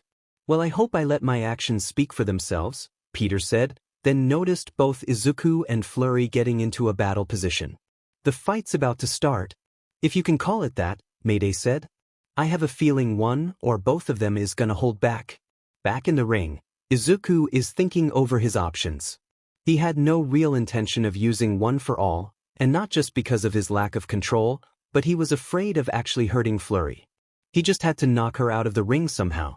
He tried calculating all the possible ways of ending the battle, preferably fast. Trying to figure out how to win Izuku-in? Flurry asked, snapping Izuku out of his thoughts. Let me guess, you're trying to end this fight fast without hurting me, aren't you? How did you? Izuku was a bit confused. I've picked up a lot of your personality since meeting you, but the truth is you remind me a lot of what I've been told about Uncle Peter, plus I know you have trouble controlling your powers, and I know you really don't want to hurt me, Flurry said. That's fair, I don't want to hurt you either, but I also want to win. My entire kingdom is watching the tournament and I don't want to let anyone down, especially my parents. Flurry got into a stance, I'm coming after you, so get ready. No time to think, I gotta act, I hope she'll forgive me for this. Izuku rushed in attempting to punch Flurry, but then she dodged out of the way, in such a unique style. Flurry had twirled around like a ballerina, then kicked the back of Izuku's legs, knocking him to the floor. Flurry turned around and attempted to slam her heel down, but Izuku was quick to roll out the way, quickly standing back on his feet. Did she just twirl? Izuku asked. You're open, Flurry said, rushing in to attack with a punch. Izuku grabbed her arm and attempted to judo toss her, but she was able to land on her feet, then turned around with a kick to his face, knocking him over. Nice try, cutie pie, Flurry said, taking a ply stance. Gotta try again. Is she trying to mess with me? Izuku wondered. Truthfully, he hasn't really had a chance to see Flurry fight. The closest was when she was on his team during the battle training exercise, and even then the most he saw was her punching Bakugo a few times before getting her arm broken. He never really had a chance to figure out her true style, but it looks like she's incorporating some ballet into her combat.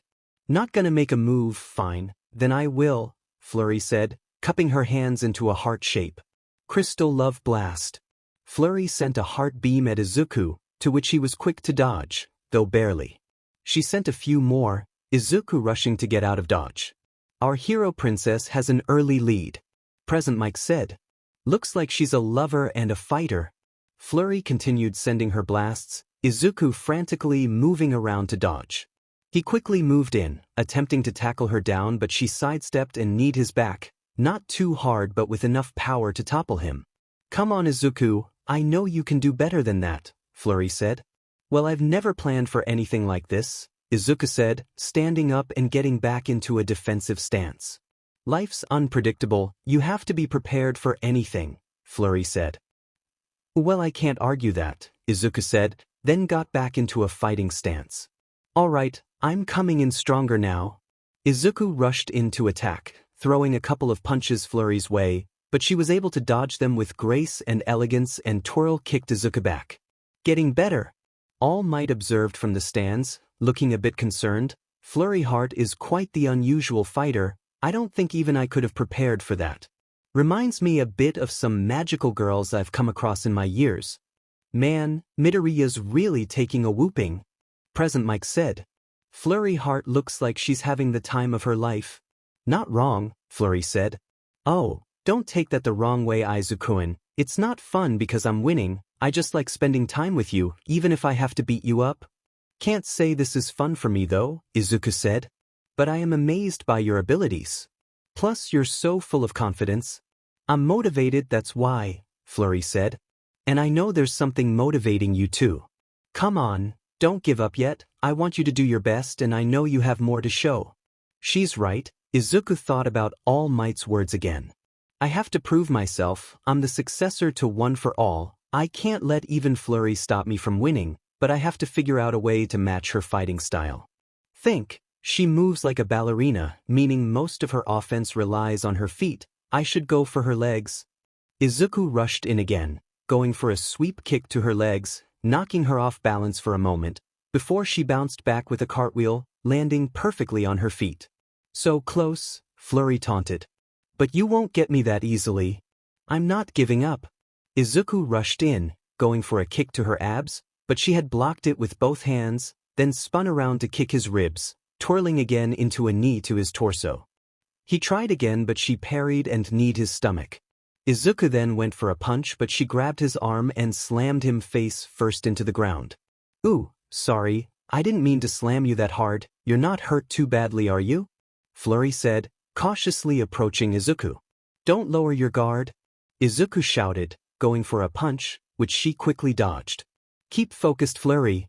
Flurry knew he had a point, she can't be too nice, even if he is her friend. I guess you would be alright, you took a beating from Katsuki and still kept going so I know you're tough. I won't hold back again. Flurry cupped her hands into a heart shape, aiming at Izuku. Crystal Love. Flurry sent a blast at Izuku, which he narrowly dodged by bending backwards.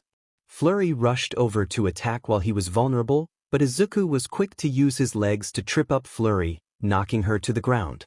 Izuku stood up and quickly grabbed Flurry around her waist, hoisting her into the air, making his way toward the edge of the ring. If I can just drop her out of the ring, I'll be able to win without really hurting her, or myself. Izuku continued to drag her, though not without the princess putting up a fight. Trying to drag me out. Sorry, but it won't be that easy. Flurry shouted, stomping on Izuku's foot, which he was able to withstand. Neither will that, Izuku said, continuing to drag the struggling girl. Looks like Midoriya is taking the princess away, will she be returning to her castle? 𝗵𝘃𝗵𝗃 joked. Izuku got close to the edge, ready to toss Flurry out, but she managed to break free and attempted to push Izuku out instead. Luckily Izuku was able to hold his ground, despite Flurry attempting to push him out the ring. Like Izuku, she would rather end this fast and not hurt her friend, but he had very solid foundation, as expected from this very talented boy. Izuku managed to slip around Flurry however and with a quick ram of his shoulder, knocked her forward, the girl teetering at the edge of the ring. Almost got it. He attempted to ram again but she kicked him back at the last moment then heart blasted him to the center of the ring. Izuku took another stance, trying to figure out another way to do this. Flurry put up more of a fight than he expected, she's showing off more skills than the last time he got to see her fight. You almost got me there Izuku, Flurry said. Not bad, you're really making me think.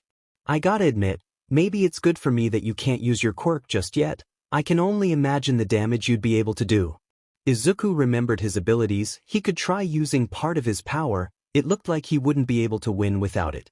But the more he thought about it, the more hesitant he felt, worried about accidentally hurting her. It just reminded him of the pain she was in during the last battle exercise. He couldn't bear to see her hurt like that again, especially knowing he was the one who caused that. From the stands, the entire class watched on in interest, many amazed by Flurry's skills. I had no idea that Flurry was so talented in battle, Ujiro said. She has such a unique style. You'd be amazed at how powerful love is, Peter said. I've seen my share, it was out of this world. It's working well for her. She's basically moving around like a ballerina but is still able to fight so well, Jiro said. Ballet is a good form of movement, Tenya said. It allows the body to move freely and can allow much more flexibility. She looks so hot doing it too, Mayday said, gazing at Fleury. I wonder just how flexible she really is? Bet she can do just about anything with those legs. Pardon me, young man? Twilight asked, surprising Mayday. Nothing, ma'am, Mayday said. Peter rolled his eyes. I can hear their excitement in that kid's voice. That's the class pervert, Mayday said. He's always doing or saying weird things. Peter narrowed his eyes a bit in Mayday's direction. Let me know if he tries anything funny with you or Fleury. Make that any of the girls. I'll have a nice talk with him about hero conduct. Hey, Midoriya's at it again, Kirishima said, pointing to Izuku trying to punch Fleury. He of course did not put any power into it, he only hoped to knock her over long enough to grab Fleury and try tossing her out again. Fleury however was able to dodge or deflect the punches, then went for a few kicks which Izuku was quick to back away from. You can't avoid me forever, Izuku, Fleury said, going for a sweep, which Izuku was quick to jump over. I don't intend to. Izuku lifted Fleury off the ground, but she quickly squirmed out of his grasp, taking a few steps back. You're really grabby today, try not to touch my butt, I might get the wrong idea, Fleury teased. Izuku blushed hard at that statement. Huh. I would never do something like that? Fleury finished. Take a joke, besides it's not like I'll get mad anyway, at least at you. Can we please not talk about this, Izuku said.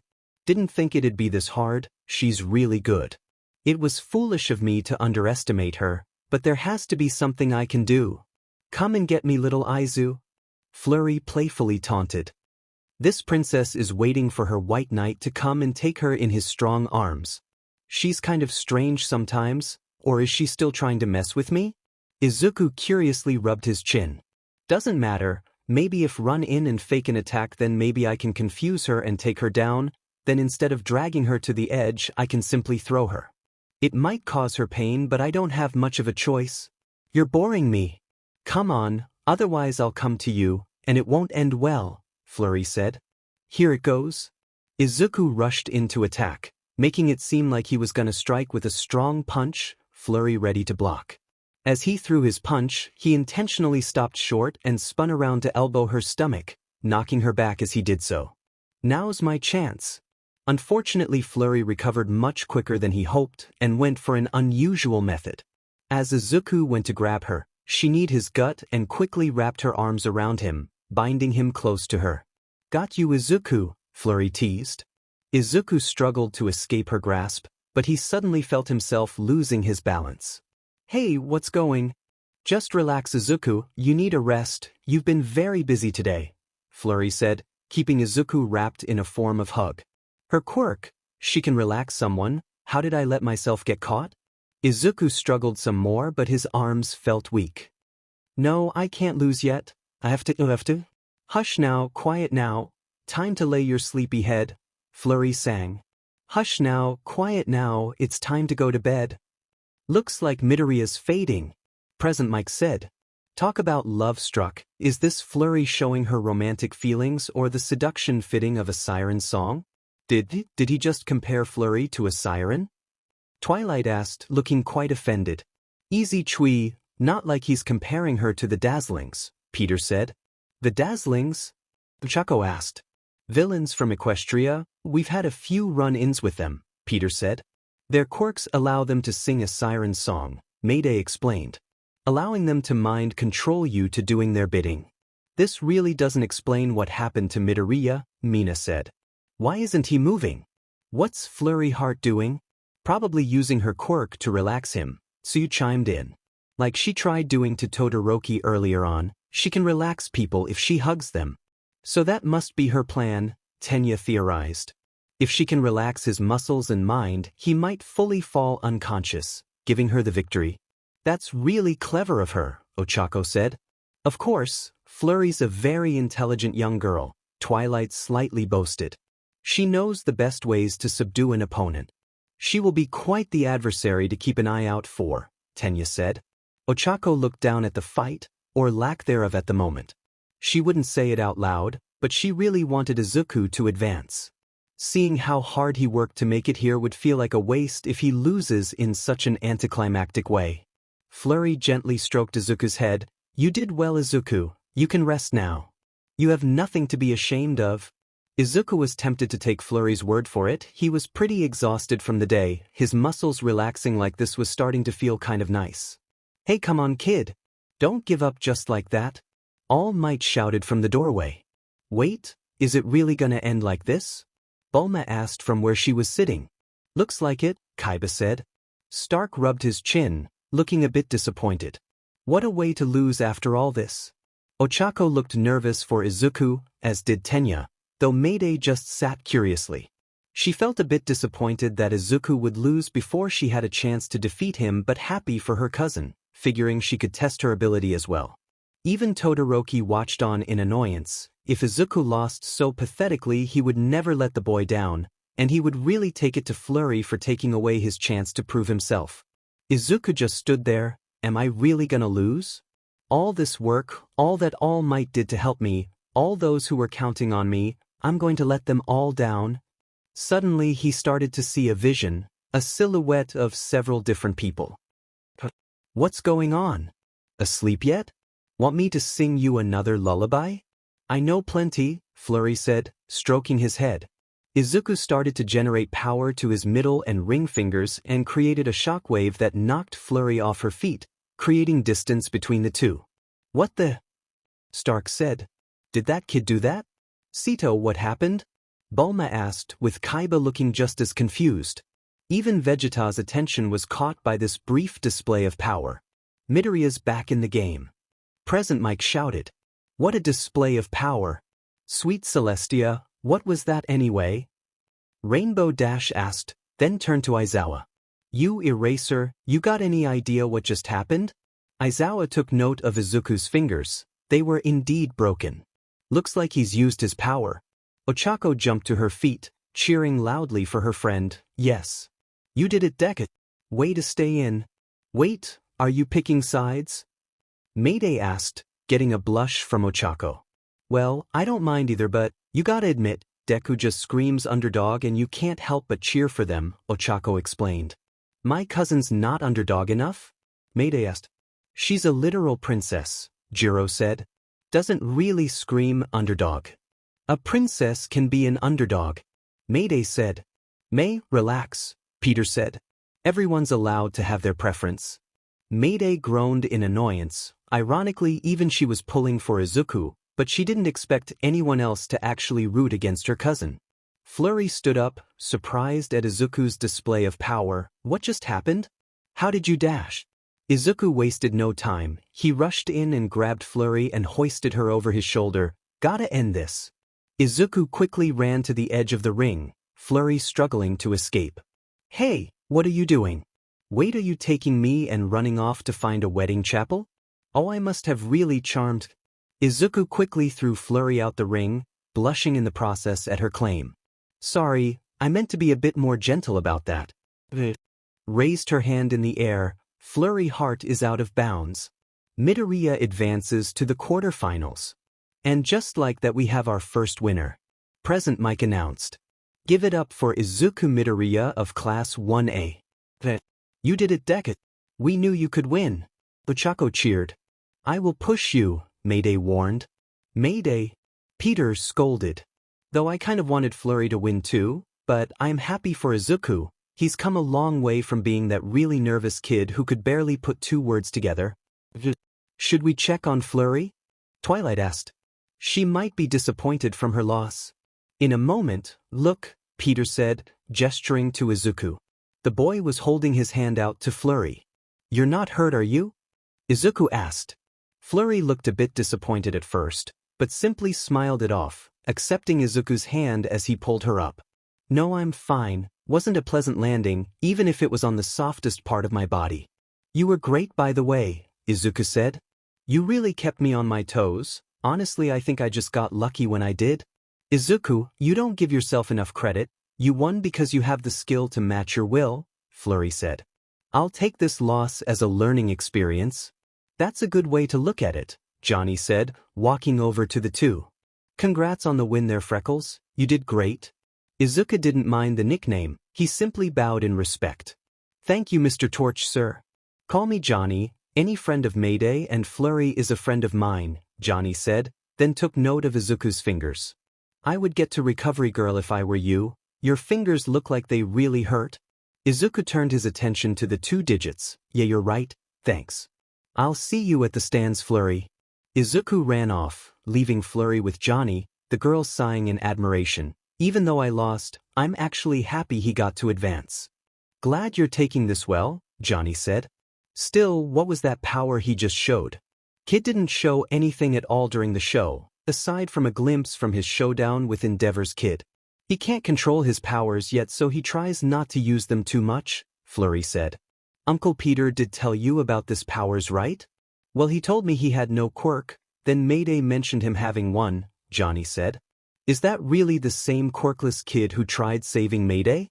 He is. 𝗬𝗏 said his quirk developed really late, 𝗧𝗪𝗲 said. It's pretty rare though, most quirks develop at a young age, usually 4. Except me, I had mine since I was a baby.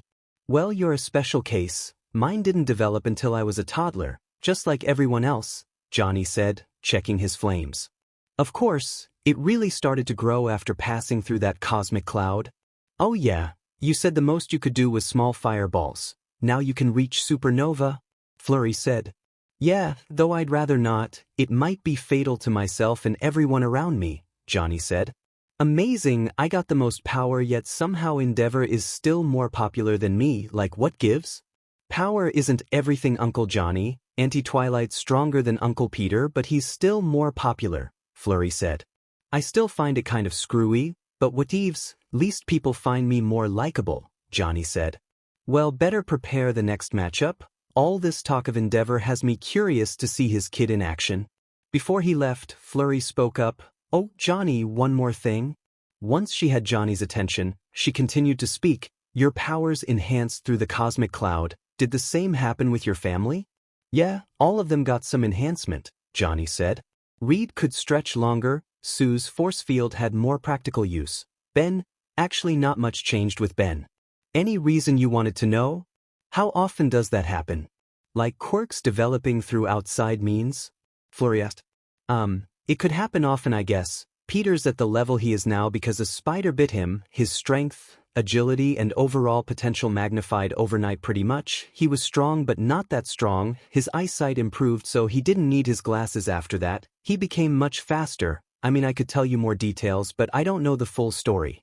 Reed might know. He's good at power scaling and percentages. He's not here since he got swamped in work, even though he really wanted to come and support Franklin. Same with my sister. But next time he comes to Japan or you go back to New York, we'll definitely ask him. Thanks, that's all I wanted to know, 𝗧𝗧𝗏 said, bidding Johnny goodbye. She turned her attention back to where Izuku was. Wonder if he had something that developed his quirk too? At the nurse's office, recovery girl had healed Izuku's hand. There you go, Sonny, all better. Thanks, Izuku said, then turned to 𝗬𝗏. Wow, nearly lost out there, huh? 𝗧𝗧𝗏 may be a cheerful and peppy girl who's always talking about love and friendship, but she is just as capable of putting up a fight when need be, 𝗬𝗏 said. It makes sense, she is an equestrian princess. They're known for being very formidable in battle, and 𝗧𝗧𝗏 definitely has a skill set to be weary of. Underestimating her should never be an option. I almost did actually, Izuku said. 𝗧𝗏𝗏 brought her a game. She was really ready to fight like she herself had something to prove. Honestly, I almost couldn't bring myself to actually fight her. I really didn't want to hurt her. The last time she got hurt, I felt so angry. Because of young Bakugo, correct? 𝗬𝗏 said. Looking back, I don't know why I didn't stop the fight then and there. Bakugo went too far. I tried talking to him about it later, but he was not in the mood to listen. Oh, for heaven's sake, 𝗬𝗏, you're a teacher, act like one. Recovery girl scolded, getting a nervous reaction from 𝗬𝗏. I told you that fight went too far for everyone involved. You can't let your favoritism for the boy cloud your judgment. Yes, of course you're right, 𝗬𝗏 said. Young Midoriya, it's perfectly understandable that you didn't want to hurt her. Not only is she your friend, she believes in you. I know it's a rare feeling for you to know that someone has faith, thus you cherish that person. Of course, that nearly cost you. Underestimating your opponent could be costly, especially when you're doing your best to hold back. She is strong and clever, I'll admit. I nearly lost out there, Izuku said. I'm sorry All Might, I almost let you down. I won't let that happen again. You poor dear, Recovery Girl said, then angrily elbowed All Might in the stomach. Don't put so much pressure on the child, All Might. Hey, that hurt. All Might whined. I'm not trying to pressure the kid, I'm just doing what I think is necessary. Also don't yell so loudy, Professor Richards's son is sleeping right there and I'd rather not explain to him why All Might looks so skinny. Oh, just tell him you're a friend of mine, not like we're talking about one for all like you're so worried about, Recovery Girl said. Speaking of which, there's something I need to tell you, All Might, Izuku said, getting the hero's attention. During the match I had this weird vision. There were about 8 or 9 people watching my fight. Weird since when Flurry had me nearly falling asleep, I honestly thought it was a dream, but it felt so real. I got the urge and the power to separate from Flurry and get the win. What was really strange is that one of the figures reminded me of you, at least the eyes. Is it possible that the previous holders of One for All were there as spirits, pushing me along? Oh, so I'm a ghost now, kid? All Might said, acting strange and making spooky, howling noises, freaking Izuku out. Hey, I thought you'd have an explanation. Izuku panicked.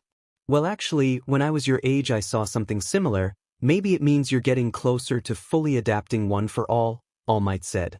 Might be a trace of the previous holders for One for All, but it shouldn't be a problem in the future for you. But I do believe that wasn't the reason you were able to escape from Flurry's powers. It was simply your own passion, nothing more. Izuku thought this over a moment, taking in All Might's words. That explanation was a bit underwhelming, honestly.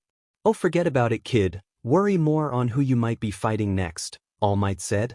Oh, you're right, Izuku said, making his way out of the room. Thank you both very much.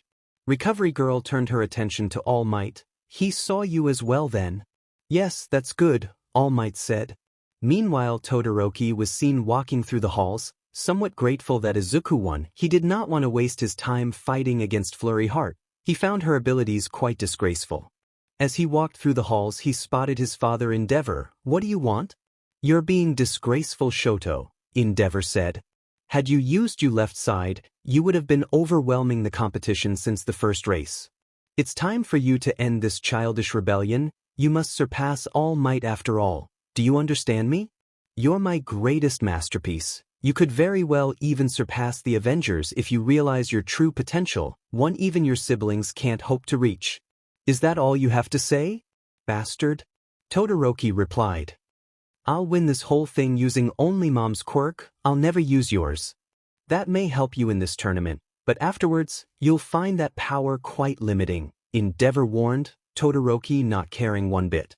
If anything, it just angered the boy as he made his way to the ring. At the stands, Izuku had made his way to where his class was, getting the attention of his friends, namely Ochako. Hey Deku! Izuku looked to see his classmates, and more surprisingly Peter and Twilight. Oh, I didn't expect to see you too. You're not mad that I beat your niece, are you? Of course not, it's a competition, Peter said. You fought honestly and fairly. In the end, that's all that matters, Twilight said. Besides, Flurry's not mad, right honey? Izuku turned to Flurry, the girl happily waving at Izuku. You're still my friend, so don't worry about it. Come join us, we saved you a seat, Tenya said, pointing to a spot between him and Mayday, the girl not having said a word yet. Izuku walked over, sitting down between the two, turning somewhat nervously to Mayday. Were you also rooting for Flurry to win? Sort of, but I don't mind that you won, you're my friend too after all, Mayday said. I would have been happy for both of you, unlike some people we know. Mayday. Peter began. Fine, I'll let it go, Mayday said. Besides, kind of want to see who Izuku here fights next. Yeah, should be interesting, Izuku said, looking down to the contestants. All right, time for the next round. Torch, you're up.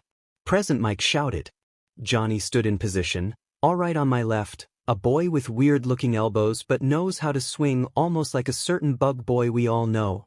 Arachnid. Peter shouted from the stands. From One Nay's hero course, Hanta-Zero. Johnny finished. Sweet intro, Torch, aside from the elbow comment, Zero mused. On my right, a boy who got in on recommendation, a rarity in UA?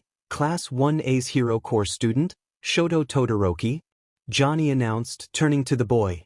Honestly, I am interested in what you can do as well, kid. Let's see just how similar you and your pops are.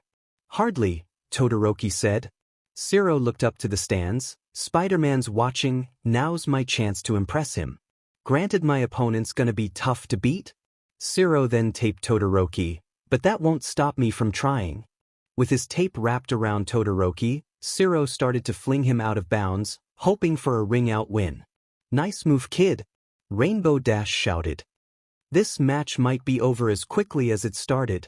Apologies, Todoroki said, then sent a huge wall of ice at Zero, shaking the entire stadium.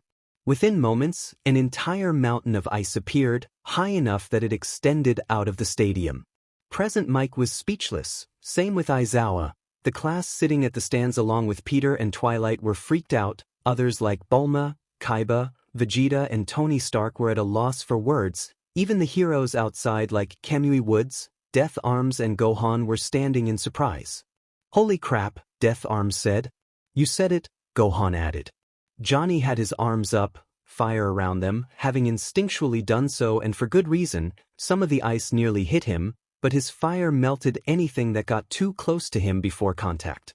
Where the hell did he get that power? I don't think Bobby was that strong as a kid. Can he actually surpass Bobby? Zero was shivering like crazy, kind of went overboard there. Zero, can you move at all?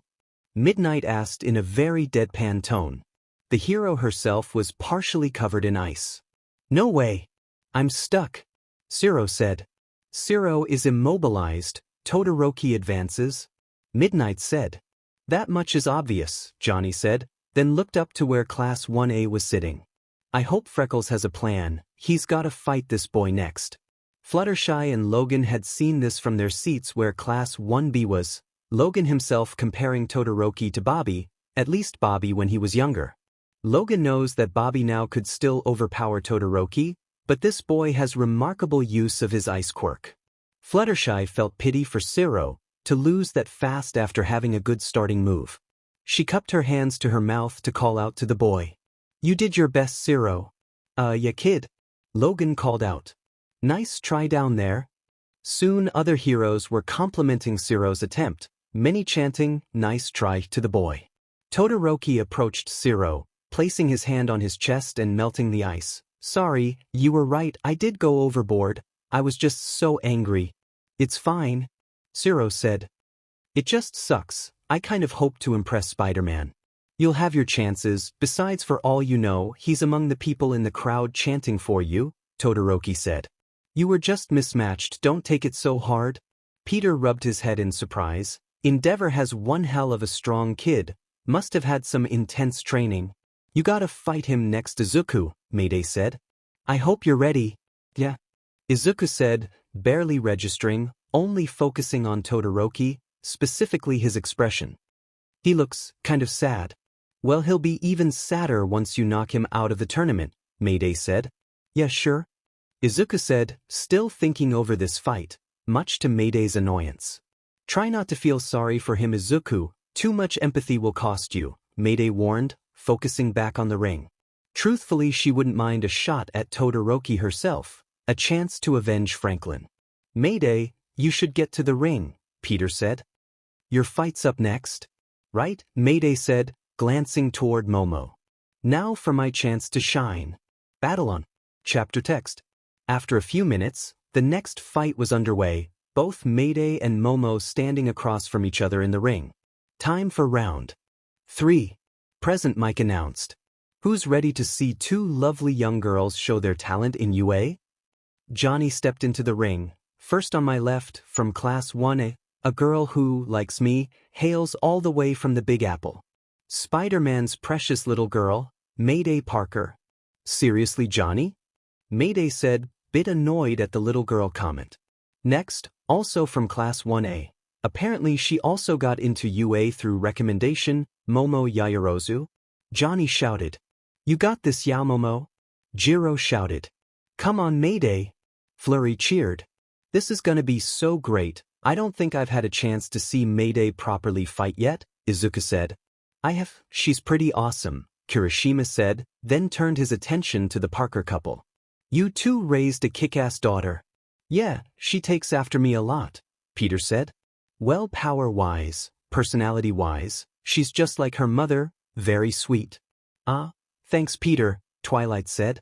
Jiro scoffed, not from what I've seen. Come on Kyoka, maybe we just need to get to know her better. It worked for Midoriya, and both Iida and Ochako seem to like her too, Tsuyu said. Still, Jiro looked down at the fight, hoping to see Mayday put in her place. Johnny looked on eagerly, about to see his honorary niece do battle. Show them what you're made of, Mayday. This won't take long, Mayday said. This fight even caught the attention of the heroes outside.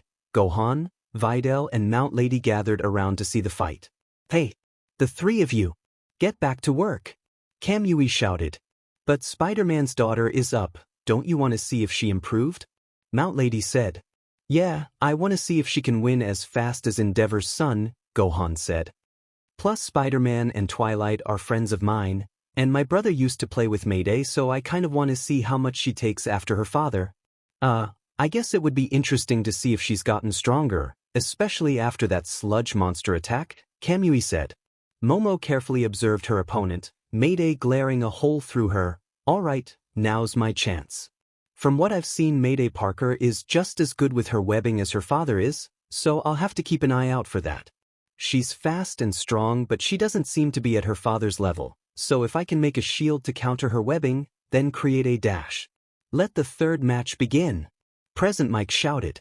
Within a flash, Mayday rushed in and punched Momo really hard in the gut, knocking the wind out of the girl, and then hit a massive uppercut that knocked Momo out instantly, the creation girl falling over and unconscious. For the second time in a row, everyone in the stadium and outside were speechless. The fight looked over just as quickly as it began. What just happened? Present Mike asked. Midnight went to check on Momo. She was completely out cold. Yaoyorozu is unable to continue fighting. Parker advances. Kirishima looked on in confusion. Did anyone actually see Parker do anything?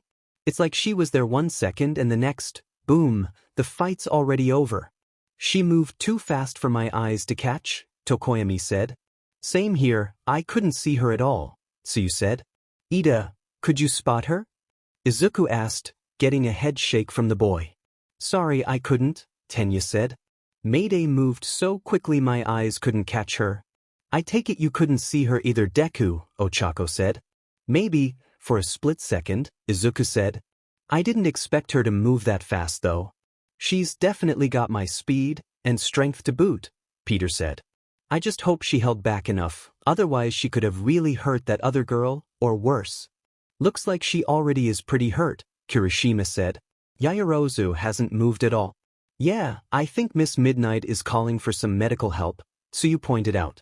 Mayday began making her way back to the stands. She was already declared the winner, so she had no reason to linger around. That was beyond easy, this tournament's gonna be mine. Johnny looked on, somewhat impressed by Mayday's speed and power, finally happy that she's taking this seriously. Thus far he couldn't really tell if either Izuku or Todoroki would be a match for her yet, but he expects one of them to give Mayday a little challenge. The question was who she would face in the next round. Well, I bet Spider-Man's happy, 𝗵𝗲 said. His daughter just won in the blink of an eye. That other girl couldn't even react. At least the boy fighting Endeavor's son put up a decent start, 𝗧𝗵𝗲 said. Still, that girl can move, she's probably as fast as her father, 𝗵𝗲 said. I can't tell, she moved too fast for my eyes. We'd have to ask Vegeta later if he saw anything, 𝗧𝗵𝗲 said. But I'm pretty sure he did. I just hope the next round lasts longer than the last two. We had such a good opener with that Izuku boy fighting Princess Flurry Heart, 𝗵𝗲 said. It was pretty entertaining. I just hope that kid actually uses more of his power next round. If he wants to survive against that Todoroki boy, he's going to actually have to use his power, 𝗧𝗵𝗲 said. Maybe he can't control it, which is probably why he barely uses it. I mean, that's just my thoughts, 𝗵𝗲 said. Probably not far off, 𝗧𝗵𝗲 agreed. A boy who can't control his strength could be really good for him, or really bad. Even Stark was impressed by Mayday's display of power. Yeah, atta girl, you show the world who you are. Someone's happy, Rhodey commented. Why wouldn't I be? Mayday's my pupil's daughter after all, Stark said. And she's gonna make me even more cash. Back at the seating area where Class 1A was, Mayday had made her triumphant return. I'm back. You were amazing, Parker, Kirishima said. I've never seen speed like that. Not even when we were fighting together at the USJ. I was too busy making sure you were gonna be alright. I was confident in my abilities, but I wanted to see if you could handle yourself, Mayday said. Of course I now know you can, and you can prove it more in your match against Colossus Jr. Yeah, I still have my fight to prepare for. It should be after these next 2 matches, Kirishima said. Speaking of which, I think you're up next. Emergency exit? Yes, you're right, 𝗫𝗫 said, standing up. Time to bring honor to my family name. You're a hero's kid too? Peter asked. He's 𝗵𝗃𝗵𝗄 younger brother, Mayday explained. 𝗵𝗃𝗵𝗄? Peter asked. You know, your quirk did look familiar. I actually met your brother once. He came to New York a few years ago. He mentioned having a younger brother. Didn't know it was you. Yes, my brother mentioned being able to fight alongside you once. He was quite honored to do so, 𝗫𝗫 explained. He was really nice, Twilight said. I'm happy to know that you're doing a great job following in your family's legacy. Your words honor me, 𝗫𝗫 said, bowing to the couple. I must make my exit. 𝗫𝗫 left the stands as Mayday took her seat. He's a nice guy. Hope he wins. If he wins, then you'd have to fight him next, Ochako said. Yeah, you're right, I guess, Mayday said. Might give me more of a challenge. 𝗧𝗪𝙀 just snarled at Mayday from her seat, very frustrated to not only see Mayday win, not only seeing her ego boosted, but seeing her friend taken away on a stretcher. What's worse is that no one was bringing this up. They were only too amazed by her speed and power. Was it because her father was there? Was it because of who her father is? She hated that. She just desperately wanted to say something or do something. Kyoka, you look tense, Tsuyu said, snapping 𝗔𝗪𝗀 out of her rage. Huh. 𝗔𝗪𝗀 turned to the frog girl. I know you're upset about Momo getting hurt, but don't pick a fight with Mayday. It wouldn't be a good idea, Tsuyu said. But she's just so, she's being way too smug, 𝗔𝗪𝗀 said. I know she's being too cocky and overconfident, but if you tried picking a fight with her, you could get booted from the arena, or you could get in trouble with Mr. Aizawa, Tsuyu said. That's only the least that could happen, because you know that if Mayday wanted to, she can do to you what she did to Momo. She's stronger and faster than you, and I highly doubt you know how to counter her speed and strength. So what should I do? Tsuyu asked. Wait, maybe you can talk things out with her later, or if you can't stand the idea, at least wait to talk with her parents. They seem very reasonable, Tsuyu said. 𝗧𝗪𝗀 glanced toward Peter, knowing Tsuyu's point. She knows Spider-Man is said to be one of the nicest heroes, easy to talk to. She also took note of the fact that Peter had to occasionally scold his daughter when she acted too smug. She would hope that Peter would address Mayday's attitude. Alright, time for the 4th match. Present Mike announced. Let's see if it lasts longer than the last 2. Get ready to see these newcomers duke it out. Both 𝗫𝗫 and May stood in the ring, ready to do battle against one another. On one side, you got a kid with an engine more kick-ass than even the hottest cars, from the hero course, 𝗫𝗫 Ida. Johnny introduced. Going against a support course girl, the only non-hero in this tournament, May Hatsumi. A support girl, huh? Peter said. I remember seeing her on your Cavalry battle team Izuku. Did she really make those gadgets? Yeah, she's an aspiring inventor, Izuku said. She told me she would love to work for a major company, like Stark Industries. Tony is somewhere around here. If she impresses him, he'll definitely consider it, Peter said. He does love coming to the sports festival to see who's on the support team, and the fact that this girl is the only one from the support course to make it this far already says something, Twilight said. Yeah, support course students are very underrated, Peter said. All heroes could use a support buddy to help them out. I mean, I can make my own stuff, like my web shooters and my costume, but not everyone has that gift. Captain America sure didn't make that shield he uses. Some support types can be heroes too if they invent whatever they need to become heroes, Twilight said. Like the original Ant-Man. Daddy provides support for me as well. He made my web shooters and the webbing that I use, Mayday said. He also helped his sidekick Miles Morales in the same way. Exactly, now let's see how this girl handles herself against an aspiring hero. Should be an epic display of power and smarts, Peter said. What is Ida wearing? Sato asked, everyone looking down at the boy, who seemed to be putting some gear on, a backpack with metallic attachments. Hero course students are not allowed to use gear they don't need, Midnight instructed upon seeing Tenya's gear. You need to fill out the proper paperwork for that. It also helps if you built it yourself, like Peter did back in the day with his gadgets, Johnny said. But I get the feeling you didn't do that yourself, bro. Wait, I didn't know that was a rule. Tenya said. What about 𝗬𝗓𝗻𝗲? He has his belt. Plus Mayday has her web shooters. I don't recall her designing those. I thought it was her father. 𝗬𝗓𝗻𝗲 can use his belt because he filled out the proper forms, Midnight explained. Mayday doesn't design the web shooters or the webs by herself, but she does assist in their development. Regardless, like 𝗬𝗓𝗻𝗲, she filled out the forms needed and is allowed to use her webbing. I apologize for this, Tenya said. It's just that, my opponent's sportsmanship had me so moved, even though she's from support she still wanted this match to be as even as possible. So she offered to give me this equipment. I respect her integrity, so to honor her I insist on wearing the gear she so generously bestowed upon me. Such youthful vigor, Midnight exclaimed, getting all happy and giddy, much to Johnny's discomfort. I'll allow it. Why the hell did they allow such a perverted hero to referee this event? Johnny wondered. Is this really alright? Present Mike wondered. If everyone's in agreement, then I guess it's fine, Aizawa said. I don't know, I call baloney on this, Rainbow Dash said, then called into the mic, yo Johnny. Say something? Johnny shrugged to Rainbow Dash. Nothing to say, I mean if they're alright with it then there isn't much we can do. Just roll with the decision. Well, this is an interesting decision, Peter said. Your friend must be really generous, Izuku, Rarity would be proud. This doesn't really make sense though, Izuku said. This doesn't seem like 𝗧𝗵𝗲 at all. You've only known her for a short while, maybe there's more to her than you expected, Twilight said. I don't know, I feel like she has an ulterior motive, Izuku said. An important rule when it comes to friendship, Izuku, is to never be too quick to judge, Twilight said. Well, if everyone's alright with this, let the next match begin. Present Mike announced, just as May brought down a mic that was attached to her goggles.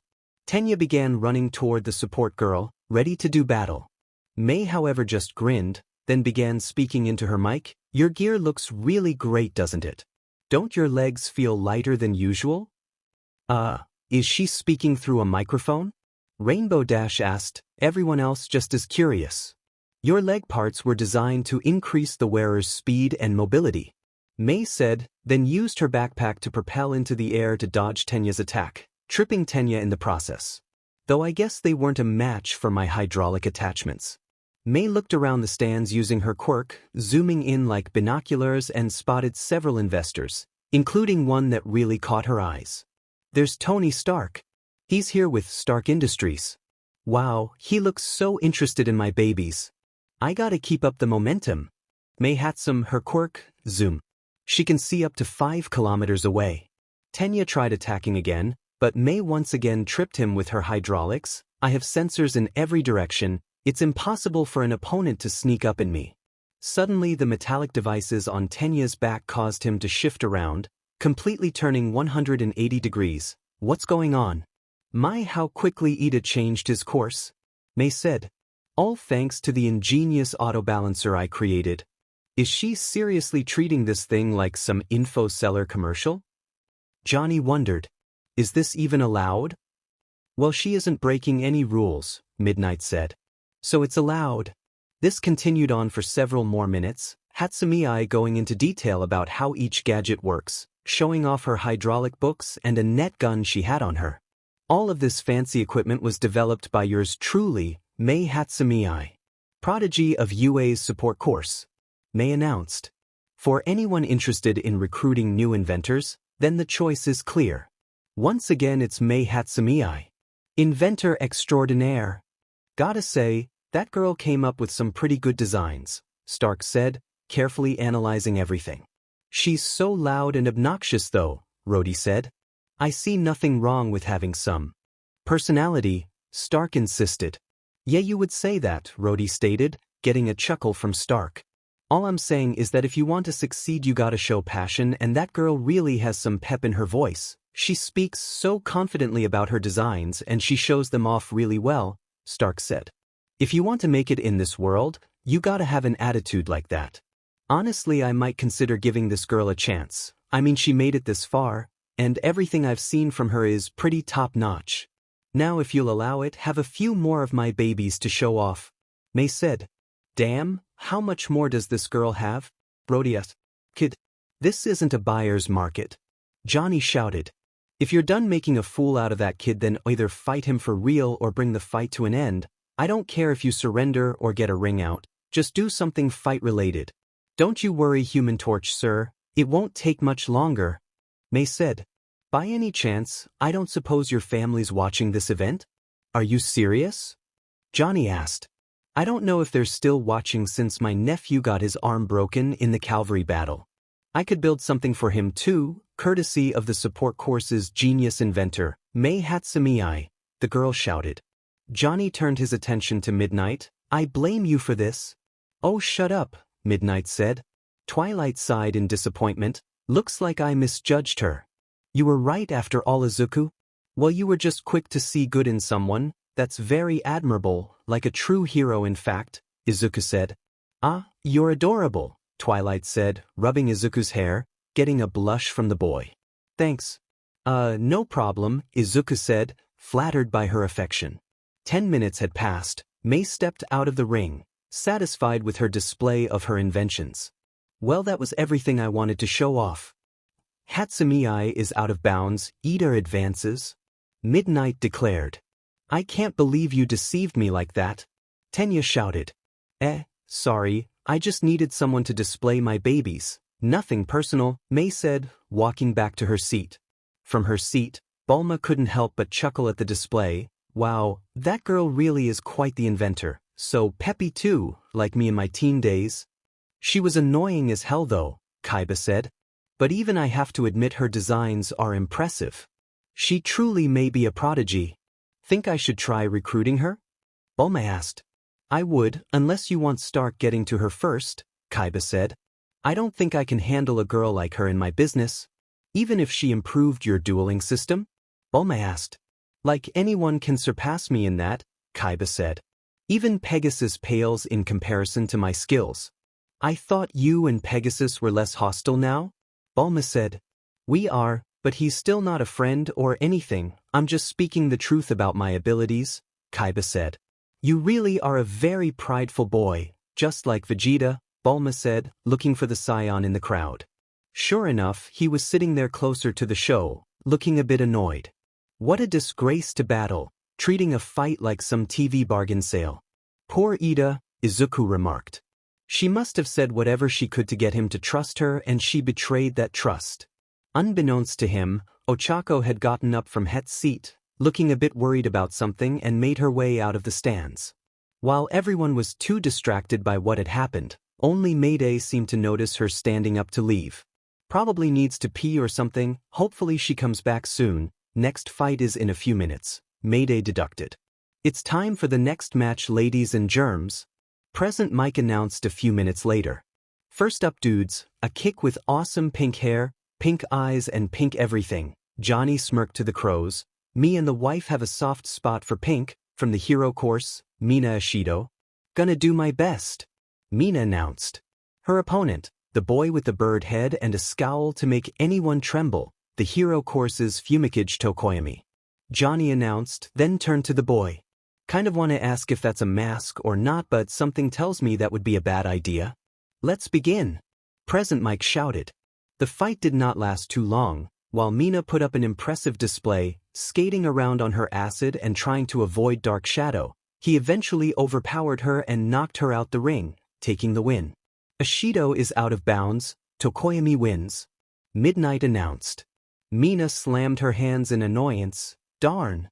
So much for my big victory. You did your best, Johnny said, appearing beside Mina, offering a hand, which she took. Nice moves out there. Wasn't nice enough, I lost, Mina said. You can't win everything, though I know how much losing sucks. I hated losing in the finals last year to Spider-Man. My wife took it harder. She absolutely loathes losing, Johnny said. But like she said earlier, sometimes confidence helps you deal with a loss, because you know there will be another chance. He held his fist out to Mina. Just train harder, you got into UA and you got this far, so you know you're doing something right. Mina started to smile, fist bumping Johnny. Thanks, Human Torch. Call me Johnny, the hero said. Sure, thanks Johnny, Mina said. Hey, you single by the way? Johnny asked, getting an awkward look from Mina. I'm not talking about me if that's what you're thinking. Unlike Midnight, I can tell you're all kids. I heard that. Midnight shouted. I'm asking for my nephew. You're a cute girl and you're peppy, at least before literally getting knocked on your butt a moment ago, Johnny said. Point is, I think you two would be a nice match. Sorry, but I'm not in the market for a boyfriend just yet, but he seems really nice, so I might try to get to know him, Mina said.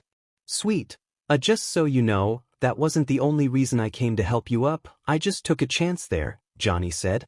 I figured he's upset about not being able to make it to the finals.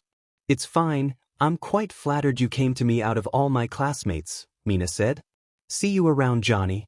Mina had left, feeling a bit better than she did just a moment ago, Johnny feeling like he accomplished something and possibly got his nephew a potential date as a bonus. She didn't have to like him that way yet, but he at least got Franklin's foot in the door. Minutes passed, the next match was up. It was time for the two hero classes to clash with one another.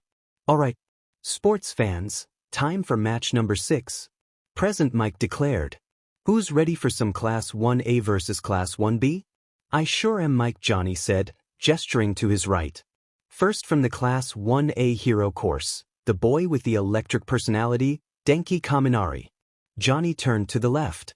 His opponent, from the Class 1B hero course, meet Wolverine's little girl, 𝗓𝗏. Don't call me little girl. Rena shouted, Johnny sheepishly grinning. Go get him, Rena. Mayday cheered. Shouldn't you be cheering for your classmate? 𝗧𝗵𝗲 asked. Rena's one of my best friends from childhood. Of course I'm gonna cheer for her, Mayday said. I mean, it's just 𝗵𝗃 anyway, not like anyone likes him that much. Mayday, that's a terrible thing to say about one of your classmates, Twilight said. Come on, Mom, did you like all of your classmates? Mayday asked. I bet Dad never liked all of his classmates. Well, she's not wrong, Peter said. Ugh, Peter. Twilight shouted, Peter getting the hint. But still it's wrong to say such things, Peter said. Mayday huffed in annoyance. I'm still cheering for Rena. Go Rena. 𝗧𝗧 cheered. Make 1B proud. Show those 1A punks who's the best. She seems so tense, more so than usual, Shiozaki said. That's a good thing, it means she's ready to fight, 𝗧𝗧 said. Yeah, ready to seriously hurt someone, Juzo said. I just hope she doesn't get disqualified for taking things too far. Down below, Kaminari is somewhat trembling with worry. This girl has been a source of fear for him the last few days, and now he's going face to face with her. Just his luck that he'd get her in the first round. Alright, it's now or never, Kaminari told himself. I'm not gonna let you beat me, wolf girl. You may be strong and scary looking, and you have that stare that could make any lesser person wet themselves, but I'm 𝗵𝗃𝗁𝗏 Kaminari. I survived a villain attack at UA. I'm part of the team that snagged the 10 million points from Midoriya. I'm not going down without a fight. 10 million points? Rena repeated, to Kaminari's confusion. What price did you pay to achieve that? Well, we lost a couple of headbands, but it wasn't much, Kaminari said. Just some headbands, huh? Rena repeated, staring into the ground, her hands shaking. Well, that's too bad for your headbands, your flimsy, meager headbands. My team lost something much more precious than that to advance to the finals, and it's all your fault. My fault? What are you talking about? Kaminari asked. I'm talking about my precious friend, Franklin Richards. Rena angrily clenched her hands.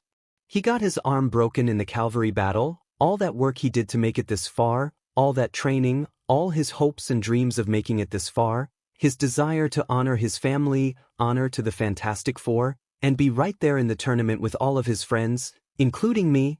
Kaminari was very confused and somewhat fearful of her rising tone of anger. then noticed what looked like a teardrop falling from Rina's face as her breathing became heavy and somewhat animalistic. Is she alright? Rina's breathing intensified as she looked up at Kaminari, tears stained in her eyes, her mouth showing signs of foam, her claws out and extended. You and your team took everything from Franklin. You took everything for a boy that's very special to me. Mayday already took out one of your teammates, and next round she's going to take out the other. While I would have preferred to be fighting Shoto Todoroki right now, I guess you'll have to do for now. I'm going to relish in the chance to avenge my dear Frankie. That includes covering your body in blood. Rina pointed her claws at Kaminari. I hope you said goodbye to your hopes and dreams of being a hero, because I doubt you'll be able to move again once I'm done with you. Kaminari turned to Midnight. Is this acceptable? I'll make sure she doesn't take it too far, Midnight said. If things get too bad I can subdue her with my quirk. Oh sweet, thanks, Kaminari said, feeling some relief, knowing that the pros nearby would be ready to tame this girl. Johnny walked over to the dominatrix hero. Yo Midnight, is your quirk really gonna work on Rina? You have trouble using it on girls? It's hard but not impossible, Midnight said. But if anything maybe you can reel her in, you do personally know her after all. Yeah, but she kind of doesn't like me, Johnny said. Weird right? I mean who wouldn't like me? I'm Johnny Storm. Total mystery, Midnight said, then turned to the combatants. You may begin. Rina made a mad dash at Kaminari, who just barely dodged a claw swipe from her. She quickly turned around and readied another strike, lunging at the boy. Fortunately he jumped back but he was already feeling overwhelmed. Crap, she's way too fast, gotta end this now. Kaminari charged up his powers. Indiscriminate shock. 1.3 million volts. Within moments, he had unleashed electricity across the ground, damaging the ring in the process as Rina got zapped with the high voltage. Did he get her? So you asked. Unfortunately for Kaminari, Rina had not only endured the zap, but was getting even more furious. Kaminari put more power into it, hoping to KO her, but Rina rushed over and kneed Kaminari right in the side of the head, knocking him across the ring. That's our girl. 𝗧𝗵𝗲 cheered. Rina panted furiously, taking a moment to relax her muscles. She endured a lot of electric burns but they slowly started to heal and she made her way toward Kaminari, ready to continue. However, as she got there, she noticed that his face looked very off. He just had a goofy laugh to go with an unusual expression. Midnight walked over to check on him. Kaminari? She held up 2 fingers. How many fingers am I holding up? Kaminari had no answer aside from a goofy laugh. Midnight raised her hand. Kaminari is unable to continue. Howlet wins and advances. Wait, that's it? Rina said. Ugh, I wanted to beat him up some more. Johnny flew over to Kaminari. Looks pretty beat up already. Might have knocked a few screws loose. He's brain fried actually, Midnight said. Side effect of his powers. Wow, really? Johnny asked. Reminds me of that one guy from Louisiana, except he just gets tired. This is awesome. 𝗧𝗵𝗲 shouted. You did great, Rina. Way to represent our class. I'm so happy for her. Mayday shouted. Maybe I can meet her in the finals. The daughter of Spider-Man versus the daughter of Wolverine. It's just so perfect. I do feel kind of bad for Kaminari though. He was representing our class, Jiro said. Well, isn't that too bad? Monama shouted, getting their attention while hanging off their side of the bleachers. Guess your class isn't the only one benefiting from having a famous pro hero's child. So much for 1A being so much better than us.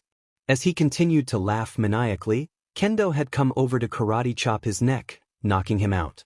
She peeked over the bleachers. Sorry about that. What a weirdo, Class 1A thought. I feel bad for Denki but I'm also happy Rina won, Flurry said. What do you think, Ochako? Upon hearing no answer, she looked to see that Ochako wasn't there. Huh? Where'd she go? She looked next to her. Hey Izuku, do you know where Ochako went? She got no answer as Izuku was seen scribbling furiously in his notes, mumbling a bunch of things about the prior fight, taking note of Rina's endurance and power in addition to her rage. While he didn't get to see much of her fighting to compare her skills to her father, the bit he saw still left him with many questions as he kept jotting down notes. This mumbling was getting weird to the other students as he just kept writing and mumbling. Even Peter and Twilight weren't sure what to make of this. Does he always do that? Twilight asked. All the damn time? Bakugo said, getting very annoyed. Man, like looking in a mirror, Peter said. Wouldn't you agree, Chui? More like a reflection of the past. I remember how often I would take notes on things. Granted, I don't think even I was that intense, Twilight said. Yeah, same here, Peter said. Yo, Izuku, Mayday said, snapping Izuku out of his trance. Having fun there? Oh, was I muttering again? Izuku asked. Sorry, it happens when I take notes on the abilities of others. I never realize that I start talking out loud. It's fine, Izuku, Twilight said. So you take notes on other people with quirks? Yeah, it's part of my hero training. I've been taking notes before. Before my quirk developed, Izuku said. I've even taken notes on my classmates. He pulled out his book. I have stuff on 𝗬𝗏𝗏, Kaminari, Ida, even Mayday and Flurry. You've been writing about me? Mayday asked. Yeah, here's your section, Izuku said, showing Mayday her part of his book. Mayday closely examined it. True to his word, Izuku was very detail-oriented, but it seemed like hers was mostly blank. Not much on here. I need to see you in action a bit more. Your last fight ended in 2 seconds and I couldn't really see you move, Izuku said. Can I see mine? Flurry asked, Izuku showing her the page, detailing her quirk as well. Wow, very accurate. You're not going to ever betray us one day, are you? No way, of course not. Izuku insisted. Just teasing, Flurry said. I appreciate you thinking I'm special, and I appreciate you not drawing my boobies super big like some pervert. That got an awkward blush from Izuku, which made Mayday realize something. Hey, I forgot to check my picture's boobs and hips. I would never draw either of you like that, or any girl for that matter. Izuku said, this reaction even getting a chuckle out of Peter. Girls, ease up, no more talking about boobs and butts, and Izuku, don't let it get to you too much. It's good to be reserved about that stuff, but you gotta keep it cool, Peter suggested. Right, I will. That reminds me, I have notes on you as well, Peter, Izuku said, reaching into his bag and pulling out his page. I made this some time ago. I hope it's accurate. Peter looked a bit amazed. You've got some incredible note-taking abilities, Izuku. Just be careful. If others found out you were doing this, it might make them a little mistrusting of you. Just ask Batman. Plus, you might be a target for villains or anyone looking for a hero's weakness, Twilight said. Oh, I know. I would never compromise the safety of the pros, Izuku said. And I'll try not to let everyone know about this. I know it could give out the wrong idea. Happy to hear that. So what about my skills? Twilight asked. Of course, Izuku said, flipping to the page. Wow, this is cool. I wish Ochako could see this, Flurry said. Huh. Izuku looked around and saw that she wasn't there. Where is she? She left after Tenya's fight, Mayday said. Probably going to the bathroom. That or she really was on her period and is tending to that. Mayday, Flurry scolded. Meanwhile, Logan and Fluttershy both seemed very thrilled about their daughter advancing, with Logan somewhat concerned about her attitude. Hey, Shy, ever notice that Rena can get a little protective of her friends, especially Franklin? I think it's sweet, Fluttershy said. It shows that she truly values friendship. Yeah, I guess, but she might need to dial it back a little, Logan said. Last thing she wants is to cause a shitload of trouble. We just have to nurture that protective side, help her find ways to release it without it being too destructive, Fluttershy said. It works for you after all. Let's try to do that before her next round, rather not chance that bird kid getting torn up, Logan said. Alright, time for match number 7. Present Mike announced. A battle between two students with very similar quirks. Almost like a fighting game, a fighter versus his slightly different clone, Peter commented.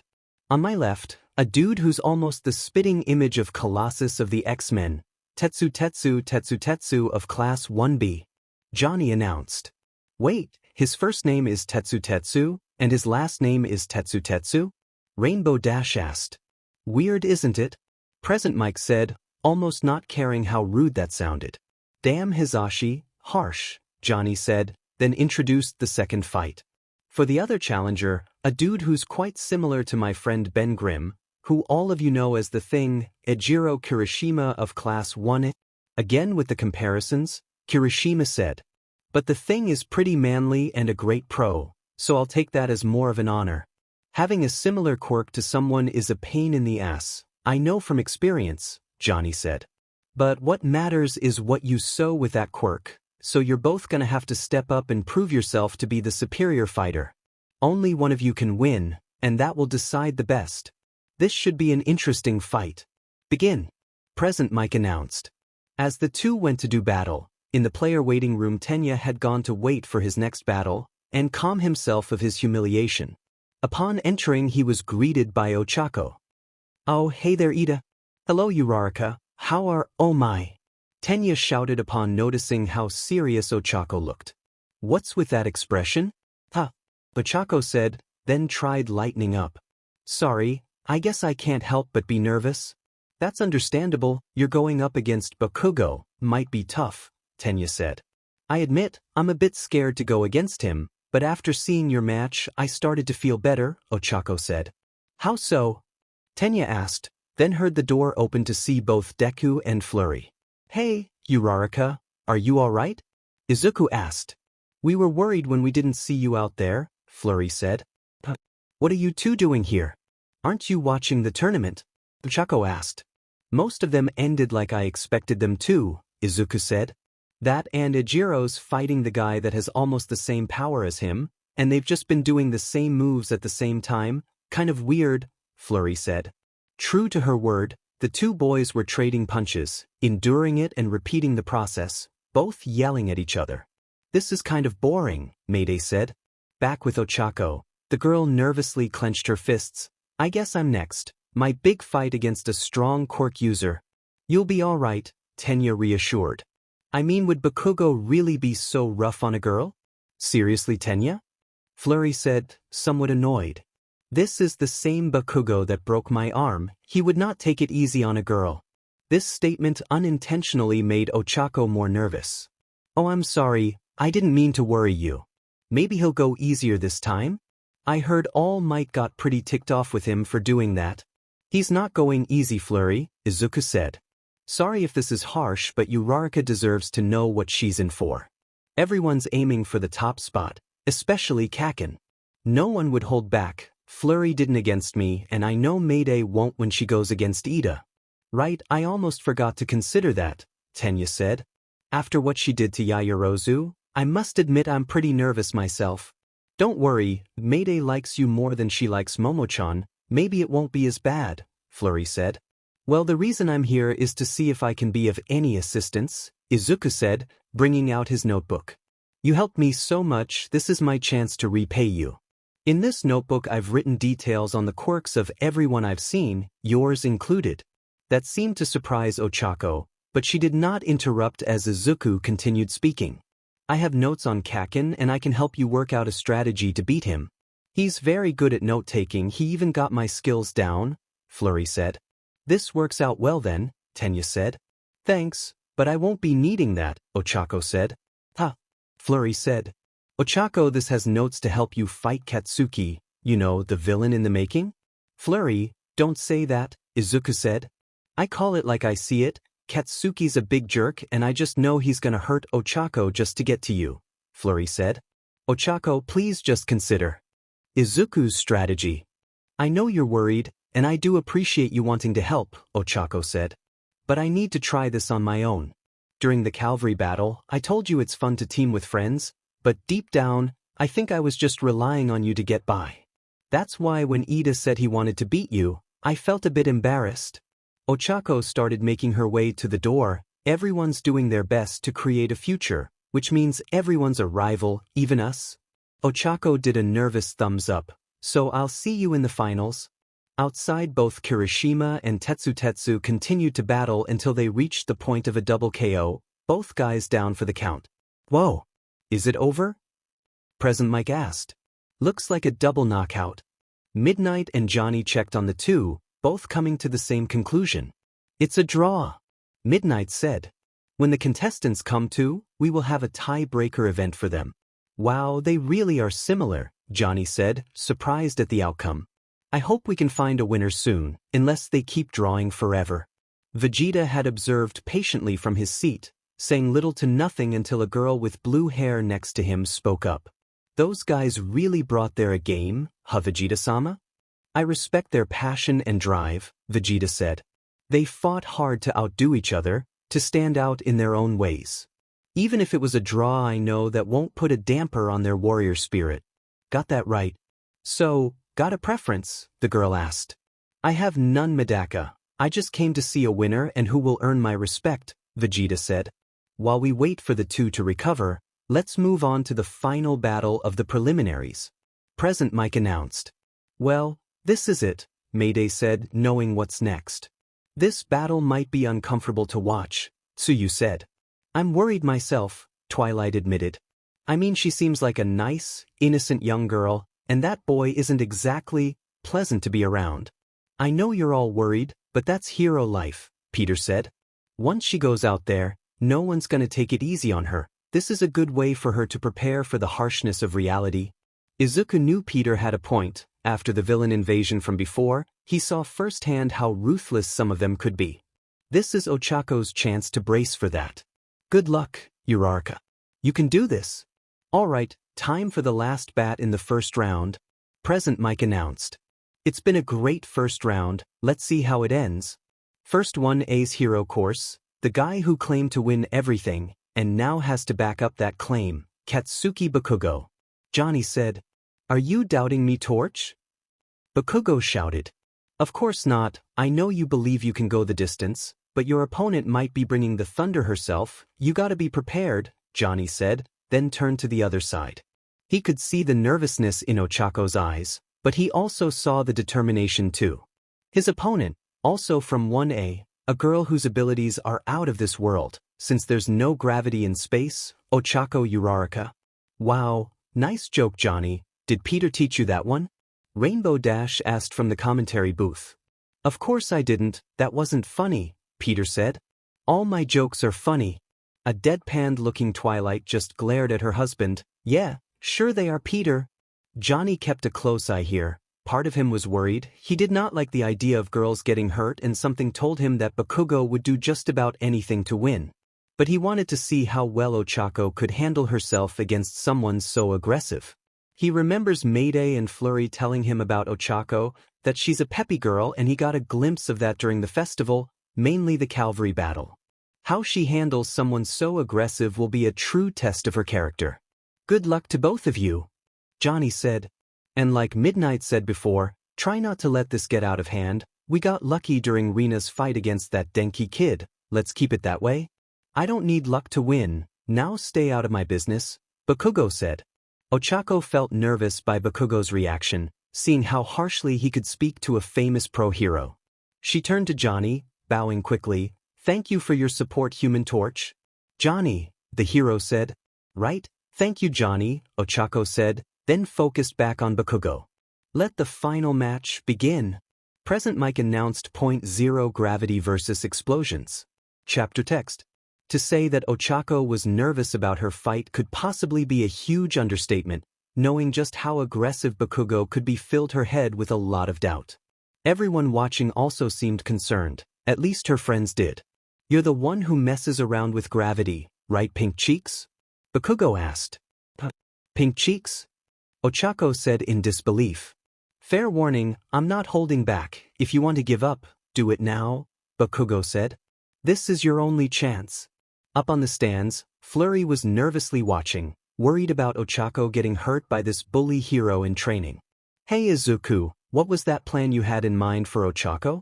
Oh, it really wasn't much of a plan. 𝗧𝗵𝗃𝗃𝗃 is very strong, and leaves almost no openings when it comes to close combat. Of course you know that firsthand, Izuku said, remembering the battle exercise. Flurry rubbed her arm thinking about it. Yeah, I do. He's really good and using his explosions to move around in the air, plus the more he moves, the more he sweats. It makes his quirk that much more powerful, Izuku said.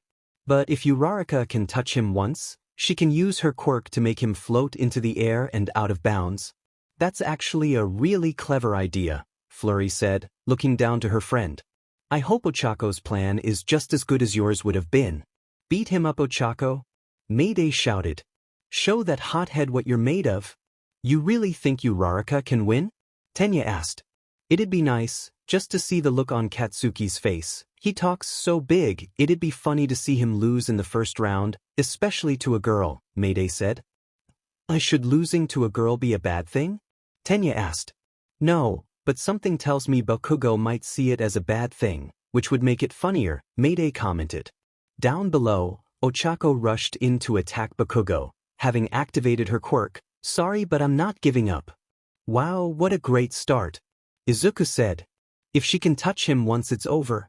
Bakugo won't make it easy though, Tenya interjected. Yeah, he knows how her quirk works after all. He likely won't dodge. He'll focus on counterattacks, Izuku said. Well, you're dead, Bakugo said, readying his quirk, prepared to fight. 𝗧𝗃𝗃 ran in to attack, remembering Izuku's words from the battle training. You always go for a big right hook whenever you start a fight. I just gotta dodge. 𝗧𝗃𝗃 rushed in as Bakugo readied his right hand. Unfortunately, she could not react quick enough to his blast, the girl getting knocked back. He actually blasted her. Mineta shouted in disbelief. Bakugo's not holding back, Tsuyu said, Jiro visibly uncomfortable. That's one way to start a fight, Johnny commented, seeing 𝗧𝗃𝗃 struggle to stand. Hope that girl's alright. Dang it, I saw it coming and I still couldn't dodge, 𝗧𝗃𝗃 berated to herself. You should have surrendered, Bakugo said. He then saw her shadow from the smoke and blasted it. You can't beat me. However, instead of it being 𝗧𝗃𝗃, it was actually her jacket, much to his surprise. Whoa, nice decoy kid, Johnny said. Might help her out big time.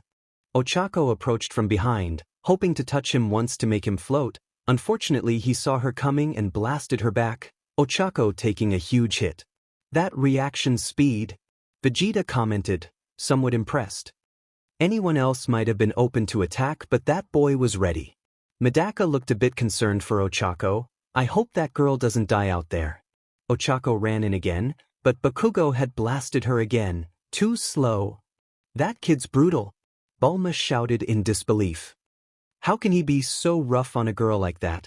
It's the finals of a big tournament. To hold back would be foolish, Kaiba said. But still, it seems so wrong, Bulma said. If she can't handle it, she shouldn't be here then, Kaiba said, looking around. Unfortunately, it seems like a lot of people here might not understand that concept. 𝗧𝗃𝗃 tried again from behind. I got you. But she took another blast from Bakugo, this making many in the crowd a bit uncomfortable. Even Johnny flinched a bit. Come on, kid, don't give yourself away like that. Johnny berated. Not that it matters, that boy's really fast, like he has Peter's spider sense or something. 𝗧𝗃𝗃? Flurry said in worry. I can't watch, Jiro said, covering her eyes. What a bastard, Mayday said.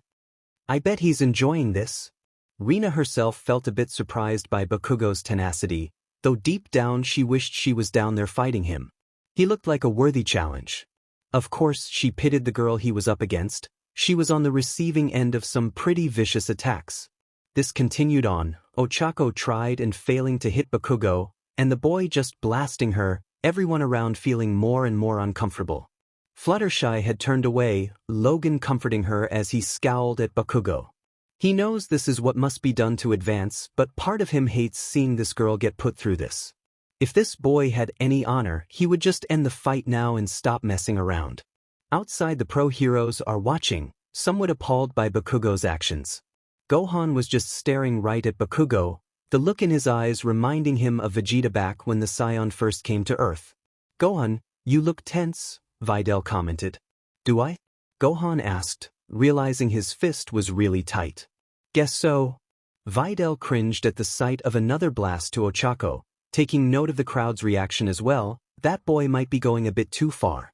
He is. With that power he could end this faster. It's like he wants to take his time, Gohan said. I just hope it comes back to bite him. Still, I admire that girl. Takes a lot of guts to endure a beating and still go back for more. Something I can totally relate to, Videl said. Yeah, looks like she has the same hard-headedness that you do, Gohan teased, getting an elbow from Videl. You know you like that about me, Videl joked, then focused back on the fight, hoping that 𝗧𝗪𝗀𝗀 can find a way to win. Tony Stark seemed visibly uncomfortable seeing this girl getting blasted multiple times the way she was. His associates were also somewhat bothered, especially Pepper. Many of them were hoping the fight would get called off already. "This has got to be against the rules," Brody said. "It's not, it's part of the competition," Stark said.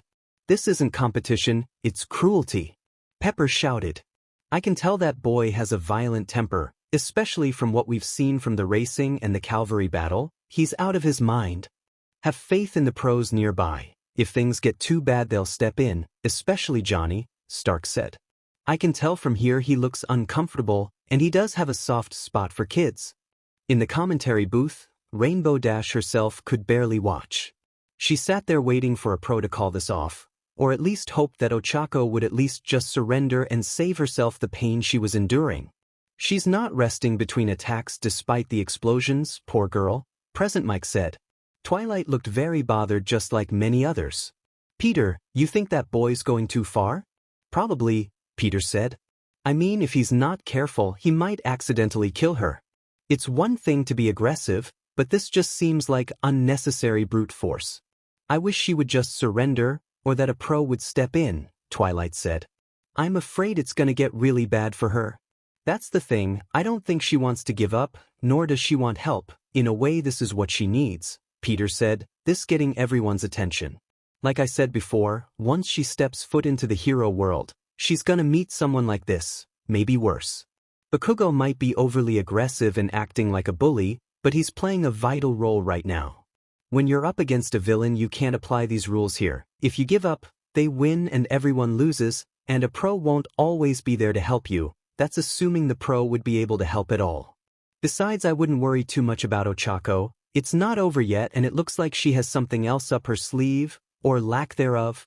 Peter wasn't the only one who had an idea of what was happening, as even Monama could tell 𝗧𝗪𝗀𝗀𝗀 was up to something. It just shamed him greatly that his classmates couldn't figure it out. "Hey, can a teacher step in or something?" An attendant shouted. "𝗵𝗵𝗃𝗲, Human Torch. Do something." Johnny just looked at the guy briefly, shrugging at him and then focused back on the fight. "It looks bad but now's not the time to pull her out, not yet at least." Bulma had enough of this, she couldn't sit back and say nothing, someone had to step up. "Hey kid, if you're done toying with that girl then just end the fight already. Right now you're just being a bully. What the hell are you doing? Sit down," 𝗬𝗲 shouted, trying to calm the older woman. "She's right," a pro shouted. "Just send her out of bounds if you're done. Stop torturing the girl." "Yeah, you heard the guy," a girl next to him shouted, this resulting in a round of boos from the crowd. "Whoa, this entire arena is booing Bakugo," 𝗵𝗃𝗃𝗀𝗀𝗀 said. "Serves him right, this should probably be against the rules," 𝗵𝗃𝗃𝗀𝗀𝗀𝗀 aggressively said. "Aspiring pros shouldn't act this aggressive." "It might be, I should look into that. Honestly, I don't even know why 𝗧𝗪𝗧𝗏 knocked 𝗵𝗃𝗃𝗀𝗀𝗀 in the face and took the microphone, annoying his fellow teacher. Dude, what the crap? First of all, Bulma of Capsule Corp, I know that was you shouting earlier. I can recognize your voice a mile away," 𝗧𝗏 said, getting an embarrassed blush from the woman at being singled out. "Honestly, given all the martial arts tournaments you've been to, I figured you'd understand a thing or two about competition. You call this competition?" Bulma shouted in disbelief. Vegeta groaned in annoyance. "Damn it, Bulma, why'd you have to open that big mouth of yours? As for the rest of you, especially that one person who agreed with her, you better not be a pro, because if you are then I suggest leaving and going home, maybe looking into a career change," 𝗧𝗪𝗀𝗀𝗀 said. "What's Mr. 𝗧𝗪𝗀𝗀𝗀 talking about?" Izuku asked. "I think I might have an idea of what the pencil eraser is saying," Peter commented, that nickname raising some eyebrows. "Bakugo's fierceness is an acknowledgement of his opponent's strength. He knows she deserved to make it this far, so he's doing what he can to keep her at bay so he comes out on top," 𝗧𝗪𝗀𝗀𝗀𝗀 explained. Bakugo glared at 𝗧𝗪𝗀𝗀𝗀𝗀, the girl standing up and wiping her face. "She's still not dead. Honestly. Eraser, that sounds like a load of bull," 𝗵𝗃𝗃𝗀𝗀𝗀𝗀 said. "For all we know you're just making up excuses for one of your students. Call it what you will, if you can't understand it, you don't deserve to be a pro either," 𝗧𝗪𝗀𝗀𝗀𝗀 said. "Excuse me?" 𝗵𝗵𝗃𝗧𝗵𝗲 shouted, looking ready for a fight. Want me to mess you up even more than you are now? I don't need a quirk to kick your butt. You say some crap like that to me again and I'll dash? Whoa, easy there 𝗧𝗵𝗃𝗃 said. Let's leave the fighting to the competitors. 𝗵𝗵𝗃 took her seat, still glaring at Izuku, far as she believes that 𝗧𝗵𝗃𝗃 was a load of garbage. Bakugo is just being a bully in her eyes, and she hates bullies. 𝗵𝗲 sat down in annoyance herself, angrily pouting at being publicly pointed out like this. Maybe Eraserhead should go to more martial arts tournaments. Being aggressive does not always mean showing respect. Or was Tien just trying to show Goku respect back when he blew up the ring? And again with Piccolo a few years later when he nearly killed Goku? You do what you must, it's a competition after all, 𝗧𝗵𝗃𝗃 said. Nothing about it has to be fair. So you were okay with having to duel against a mind reader? Because it's competition? 𝗵𝗲 asked. Or that one guy who tried using your tournament to take out your rival Yugimoto and endangered many of the other duelists? First off, I really couldn't care less about who entered Battle City and for what reason. I just wanted my revenge on Yugi, like I can help it if he made a few other enemies, 𝗧𝗵𝗃𝗃 explained. Second, I know I lost once to Pegasus at Duelist Kingdom, but I also know I can beat him now, and I have, which is all that matters to me. That battle made me stronger. It can make that 𝗬𝗧𝗏 girl stronger as well. 𝗧𝗵𝗃𝗃 took notice of what was in the air over the ring, smirking slightly at the sight. And I say she already is getting stronger. Ochako finished panting, wiping away her sweat. I think that's enough for now. I should thank you Bakugo, for never taking your eyes off me. What the hell are you talking about? Bakugo asked. Peter knew what Ochako was planning. He seemed pretty proud of what the girl had been planning. It's easy to miss, especially in the heat of battle. I nearly did myself, but you all should take note of what Ochako's been doing. There's a reason she's been attacking non-stop, why she kept low to the ground. She's intentionally trying to get her opponent to blow up parts of the ring. Is she trying to force a ring out by getting rid of the ring? Kirishima asked. No, more she's using the ring to fight for her, Peter said, gesturing to the debris of rocks above the ring. And now she's ready to rain on Bakugo's parade. Only a storm like that could put out Bakugo's fire. Ochako released all of the rocks from the skies, causing them to fall down toward the ring right over Bakugo. She had a plan all along? Izuku asked. Badass, Mayday stated. You got this? Gohan cheered from the outside, Videl also looking quite pleased. Whoa! Meteor shower! 𝗵𝗃𝗃𝗃 shouted. Took you long enough to figure it out? Izuku commented. It should have been obvious to everyone, especially these so-called pros, Monama commented. She did all that? Johnny asked, looking up in disbelief. This girl's freaking awesome. She's got this? 𝗵𝗲𝗃𝗃 eagerly shouted. Way to show that bully. 𝗧𝗵𝗃𝗃 however sat and waiting to see how this plays out. He knows no matter how sure victory seems, something can always thwart it. Ochako ran in at Bakugo. With this much debris, he'll be distracted long enough for me to get close to him. I got this. She got in close, readying her quirk. I'll win, just like you Deku. I'll see you at the finals. In a moment, Bakugo had lifted his hand and caused a massive explosion that took out all the debris from the skies, creating a massive shockwave in the process that knocked Ochako back and surprised a lot of the attendants. Lord Almighty! Stark shouted in disbelief, having seen this boy's power. This kid's unreal. I swear quirks are just getting stronger and stronger, Rhodey pointed out. I knew you had some stupid plan to beat me, being all buddy-buddy with that useless nerd, Bakugo said. Ochako couldn't believe what she saw, all that work and Bakugo destroyed it in one blast. Everyone was surprised by this raw display of power. Whoa! Bakugo just destroyed Uraraka's finishing move and remains untouched. 𝗵𝗃𝗃𝗃 announced. That's wild. Johnny's eyes were widened in shock. How the hell does this kid have so much power? He's got so much potential, yet with his attitude, I'm kind of nervous about his future. 𝗵𝗲𝗃 sat down, shaking in disbelief. That boy's a monster. Even I didn't expect that, 𝗧𝗵𝗃𝗃 said, staring in amazement. What kind of training could he have gone through? Despite Bakugo's cool demeanor, he was shaking a bit. She almost got me. 𝗧𝗏𝗃 was disheartened. I put everything I could into that attack. It still didn't work. She stood up, ready to continue, but I won't give up yet. Alright, time to get serious, 𝗧𝗏𝗃𝗃. Bakugo shouted, running at the girl. She turned around, ready to fight, but she had collapsed before she even took her first step. Whoa! 𝗧𝗏𝗃𝗃 is down. 𝗵𝗃 announced. Come on kid, get up, you can do this. 𝗵𝗵𝗃 cheered. Stop picking sides, Aizawa said. Hey screw you, I'll side with who I want to. 𝗵𝗵𝗃 spat back. 𝗧𝗏𝗃 struggled to move. No, I can't give up yet. Deku would keep fighting, so I have to as well. It's over, Vegeta said.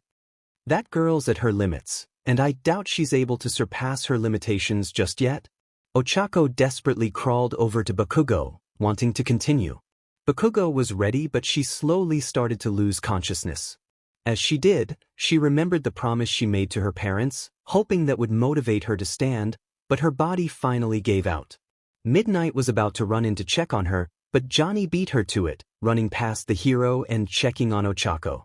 He gently rubbed the girl's head, hoping to help her relax. Kid, it's over. You did great out there, but sometimes you gotta know when enough is enough. Train hard and get them next time. 𝗧𝗏𝗃 hoped to still move, but she knew she couldn't. She just faded and lost consciousness, to which Johnny turned to Midnight and signaled that she was done. 𝗧𝗏𝗃𝗃 is code, Bakugo advances to the next round, Midnight announced. Johnny picked 𝗧𝗏𝗃 up, taking her out of the ring. I'll bring her to Recovery Girl, you guys get everything fixed up. Johnny turned to Bakugo, feeling some mixed emotions. You got power kid, but to quote a brother of mine, with great power comes great responsibility. You'd be smart to keep that in mind if you want to make it big as a pro. Johnny walked off with 𝗧𝗏𝗃 in his arms, leaving Bakugo somewhat confused, but ultimately non-caring of Johnny's words. What a stupid phrase. Alright, I know you're all disappointed with that outcome, but there's more to come. 𝗵𝗃 announced. Didn't I just say not to be biased? What's wrong with the two of you? Aizawa asked. You want to cheer for the bad guy? 𝗵𝗵𝗃 said, further annoying Aizawa. The next round is coming up soon. Stick around everyone. You two are hopeless, Aizawa commented. Peter shook his head in annoyance. I know 𝗵𝗵𝗃 is disappointed and that Bakugo's a jerk, but calling Bakugo a bad guy is not going to help. Izuku stood up from his seat. Well, I should get going, I'm up next after all. Right? You're up against Endeavor's son, Shoto Todoroki, Peter said. Try to be careful out there kid, that boy looks tough to beat. I will, thanks, Izuku said, making his way to the waiting room. On the way there, all he could think about was 𝗧𝗏𝗃, feeling very sorry for the poor girl. He knew she was probably heartbroken about her loss. 𝗧𝗏𝗃𝗃, I'm so sorry, Izuku commented, continuing to walk to the waiting room. What the hell are you doing here? He heard Bakugo shout, surprising Izuku. Oh, Kaken, I'm up next, so I'm going to the waiting room. Congrats on your win. Izuku nervously began walking when Bakugo called to him again. Was it your idea? Izuku turned to Bakugo, confused by his question. That plan your friend came up with, it was something you'd come up with just to bust my balls? I swear if we meet dash. You're wrong, Izuku interrupted. I didn't know anything about her plan, so if you had trouble out there, then it was her strategy, not mine. Bakugo snarled at the response and just made his way to the stands, Izuku continuing his walk to the waiting room. Upon arriving in the stands, Bakugo was greeted by another annoying voice to him. Here comes the bad guy.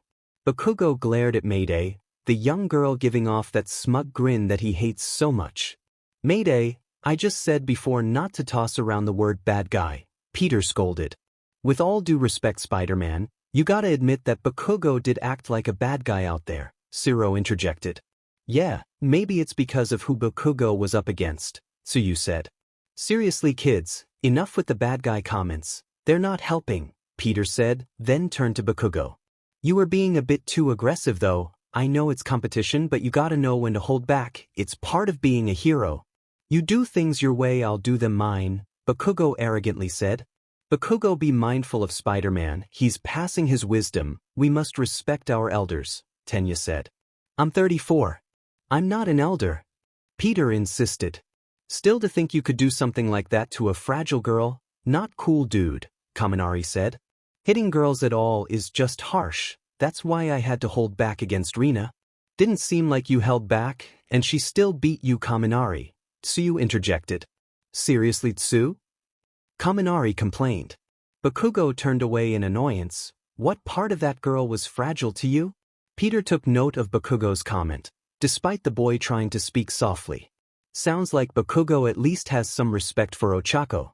Peter could sense some hope from this boy at least, but he also knew he had a ways to go.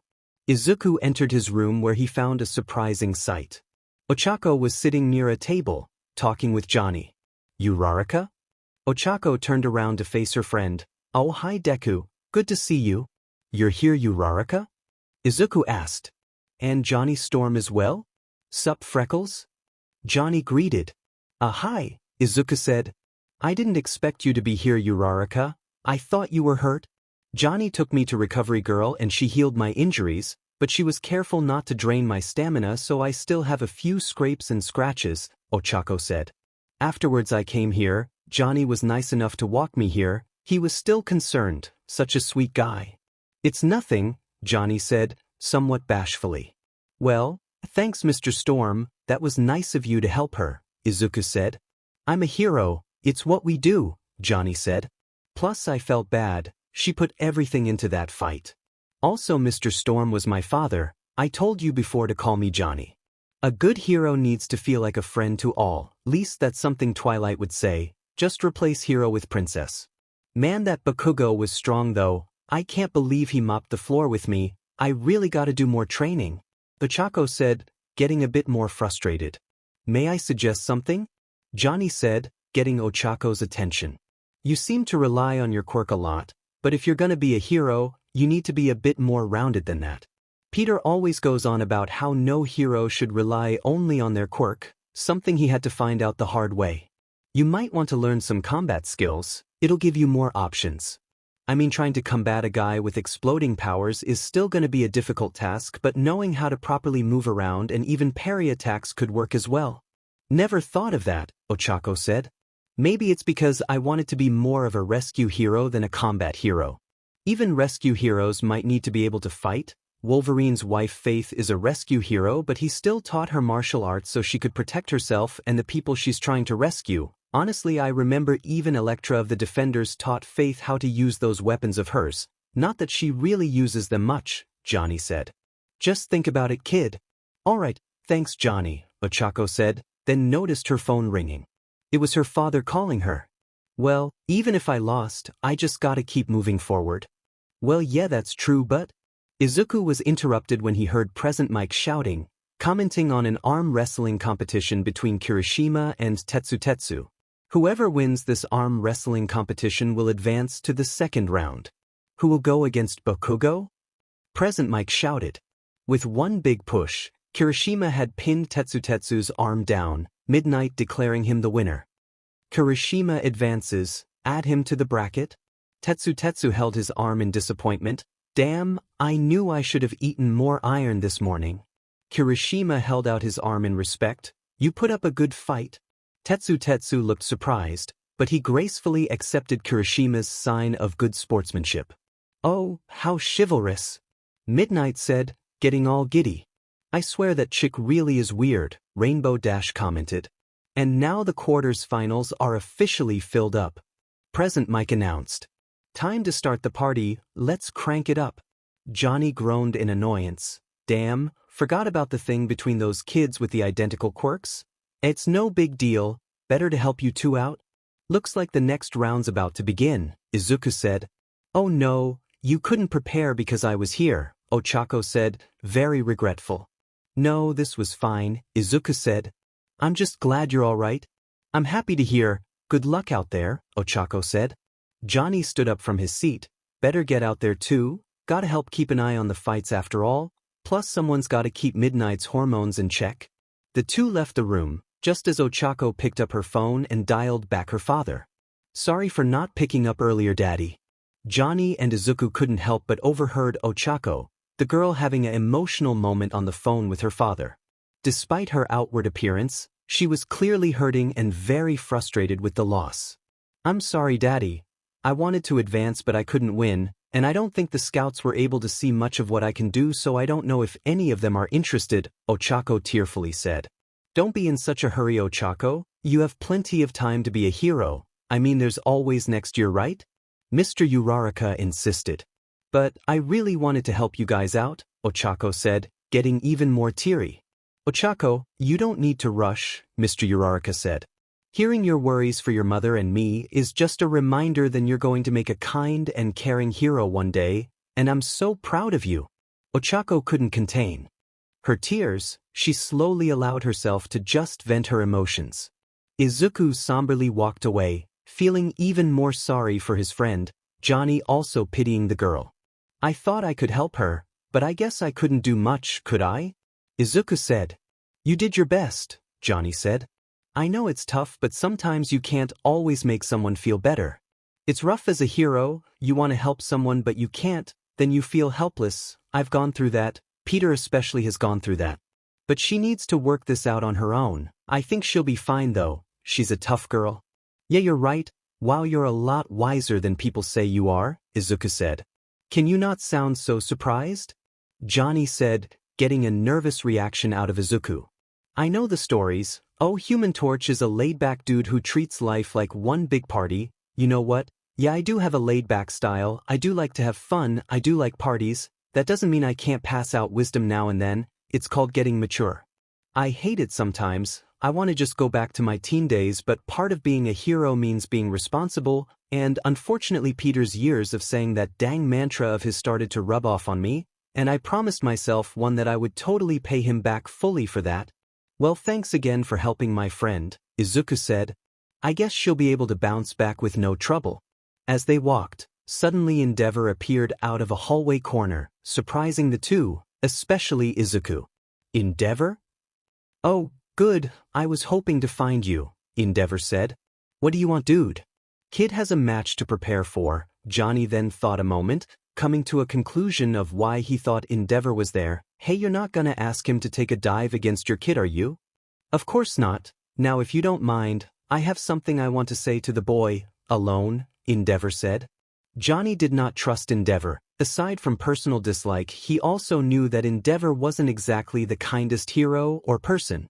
He's heard rumors about his personal life and believes that 𝗫𝗏𝗏 brings more dishonor to the hero name than good. Johnny, maybe you should head over to the ring. They're probably expecting you, and it will be weird if we walked outside together. They might think you're playing favorites, Izuku said. Johnny was still concerned, so he gave one final glare to 𝗫𝗏𝗏. If anything happens, I'll know it was you. I don't care if you're ranked second in Japan. I will drag your name through the mud if you try something stupid, and I'll have my family back it up. Don't doubt the influence of the Fantastic Four. Johnny turned back to Izuku. See you out there, Freckles? Johnny stomped off, still glancing suspiciously at 𝗫𝗏𝗏, the hero paying no mind, only focused on Izuku. I saw your fight against that little princess. You've got impressive power. It actually reminds me of All Might. Oh, I guess I never really considered that, Izuku said, hoping to get out of the topic. I really should get going. Does 𝗫𝗏𝗏 know about One for All? No, he would have mentioned it. I can't let him find out. My son Shoto is destined to surpass All Might and all the other top heroes of the world, and his match with you will be a good testing ground for how much training he needs, 𝗫𝗏𝗏 said. So hit hard, don't disgrace yourself or Shoto by holding back. Izuku remembered Shoto declaring that he refused to use his father's quirk. He could see even more now why he seemed to resent him. That's all I wanted to say. My apologies for disturbing you, 𝗫𝗏𝗏 said, then walked off. 𝗫𝗏𝗏, I am not All Might, Izuku said, confusing the older hero. And while Todoroki is your son, he isn't you. With that, Izuku walked off, leaving 𝗫𝗏𝗏 a bit curious but almost non-responsive to Izuku's statement. The boy just made his way to the ring, ready for his next fight. In the stands, 𝗧𝗏𝗏 had finally made her way over, ready to see the next fight. Good, the next match hasn't started yet. Yes, you're just in duo. Peter had turned to face 𝗧𝗏𝗏 and saw her eyes all puffy. Have you been crying? No, what makes you say that? 𝗧𝗏𝗏 lied, not wanting anyone to know about her emotional conversion. Never mind. You sure you're all right then? Peter asked. Yeah, I'm fine. I already saw Recovery Girl, so I'm good, 𝗧𝗪𝗧𝗏 said, making her way to her seat. Of course Peter could tell she was bothered by something, even if she wouldn't admit it. 𝗧𝗪𝗏, you did great out there, so I hope you're not ashamed of yourself. I'm fine, don't worry, 𝗧𝗪𝗏 said, smiling at the hero. You're really kind for asking, so thanks Peter. You and Johnny are the best. I can see why so many people like you too. Right, Johnny took you to see Recovery Girl, Peter said, looking down to the ringside area where his friend was standing. He's a great guy, much more than people give him credit for. Losses are learning experiences after all, so use this time to see what you can improve on, Twilight said. Your wisdom is appreciated, Miss Sorceress, 𝗧𝗵𝗲 said. Easy to see where Flurry Heart gets her optimism. You can just call me Twilight, the friendship element stated. My Auntie Twilight's the best, Flurry said, getting a blush from her aunt. Ooh. Time for the start of the next round of matches, and they're gonna be epic. Present Mike shouted. These 8 students will continue to climb the ranks all the way to the top. First allow me to introduce the son of Endeavor, the boy the quirk to match his attitude, from the 1A hero course, Shoto Todoroki. Johnny introduced, then turned to Izuku. He'll be going up against the boy who isn't as weak as he looks or acts, the boy who fought through the power of love, Izuku Midoriya. Rainbow Dash chuckled. He made it sound like love was this threatening force. Love shackles a man, isn't that right, Eraser? Present Mike asked. Can it? Aizawa replied. The 2 students stood face to face, glaring at each other. So here we are, Todoroki said. Only one of us can win, Izuku said. Johnny watched carefully from ringside, still curious about what Endeavor had to say to Izuku, hoping the older hero didn't try planting doubt in the boy's head. Izuku Shoto, give it your all? Johnny encouraged. While he mostly cheered for Izuku, he had to throw in Shoto's name, just to keep it sounding fair. Hey 𝗵𝗃𝗃𝗏, Mayday said, getting the boy's attention. You're very observant. Got any ideas how this might go? It depends if Midoriya can get in close or not, 𝗧𝗪𝗏 said. Easier said than done, 𝗧𝗪𝗏 said. How can Deku get past the ice? Watching from his room, Shigaraki paid close attention to the upcoming battle as a man gave him instructions. Keep a close watch, Shigaraki. These 2 could cause trouble for you someday. Like I'm worried about a bunch of kids, Shigaraki said. Also watching from home was Inko, the poor woman in tears from her sheer joy of seeing her son compete. Outside the stadium, the other pros was paying close attention, Gohan especially, eager to see more of Izuku's power and what more Todoroki could do. Hey All Might, 13 said, who was sitting in the teacher's stands with All Might. Those kids tried saving you back at the USJ, didn't they? Yeah, they did, All Might recalled. They have more in common than they realize. They each have an intense vibe about them. Alright sports fans, time to see which one of these 2 will advance to the next round. Present. Mike announced. Todoroki's got power in his ice, but Midoriya has still yet to show us what he's made of, ultimate power versus the power of the unknown. Rainbow Dash said. The 2 got into stance as Present Mike finalized the announcement. Begin. Hot and Cold, Todoroki's Origin. Chapter text. The crowd was still wild and on their feet, eager to see the showdown between Izuku Midoriya and Shoto Todoroki. I can't let him use his ice attack, Izuku planned. I can't let him use too much of his power, Todoroki said. Upon the start of the match, Todoroki immediately sent an ice attack after Izuku, which he quickly countered by flicking his fingers and creating a shockwave. Smash. This shockwave destroyed the ice, creating a strong chilly breeze. Izuku was now at the center of attention for many of the pros, especially the ones keeping the closest eye on this tournament. Good, let's see more of your power, boy, Vegeta said, smirking a bit. Todoroki had his guard up and was quick to analyze Izuku's finger, so he is planning to injure himself if it means counterting me. Nice moves, kid. Rainbow Dash shouted. Show everyone what you're made of. You better not be picking sides again, Aizawa lightly warned. Todoroki tried again, but Izuku once again flicked his finger, taking out a bunch of the ice. All Might seemed concerned. He knew that this was something Izuku had to do to stay in it, but it will come with a price. Todoroki's attacks are really strong and very fast. It's because of that speed I could never collect any data on him, so I can't counterattack as well, Izuku mentally stated. Seems like he's using an ice wall to prevent from falling out of bounds from the shockwave. Good thing I only used my fingers or I'd be doomed. I just have to find a weak spot, but I don't have that many more opportunities. I have to think fast. Let's continue, Todoroki said, using his ice to attack again, Izuku flicking and damaging another finger, reducing his chances of a counterattack. Oh crap, Kirishima said, finally arriving at the stands. I'm missing it. Don't worry, fight's just started, Peter reassured. Congrats on qualifying though. Kirishima confidently smiled, giving Peter a thumbs up. Thanks Spider-Man, I really appreciate that. Just call me Peter, but be ready, you're up against the King of Explosions next round, Peter said, gesturing to Bakugo. He'll be dead when that happens, Bakugo stated. Huh? We'll see when our fight comes man, Kirishima said. Still, it's crazy that you and Todoroki have moves that can blast the whole stadium. You guys are practically at the level of the Avengers with your powers. Must be pretty nice. Plus you don't have to pause between attacks, 𝗧𝗏 said. Not as easy as it looks, dumbass, Bakugo said. Overuse your muscles, they'll tear apart, run too fast and you're out of breath. 𝗧𝗏 seemed a bit confused. Hey Peter, do you know what he means? It's exactly like he says, superpowers require stamina just like anything else. Some are just more durable than others, Peter said. When I was younger there was only so much I could do. Nowadays I have less limitations due to my quirk evolving, but it can drain fast for anyone who's still figuring their powers out. When I was first trying out different spells it wore me out, Twilight said. There was a time when simply teleporting took a lot out of me.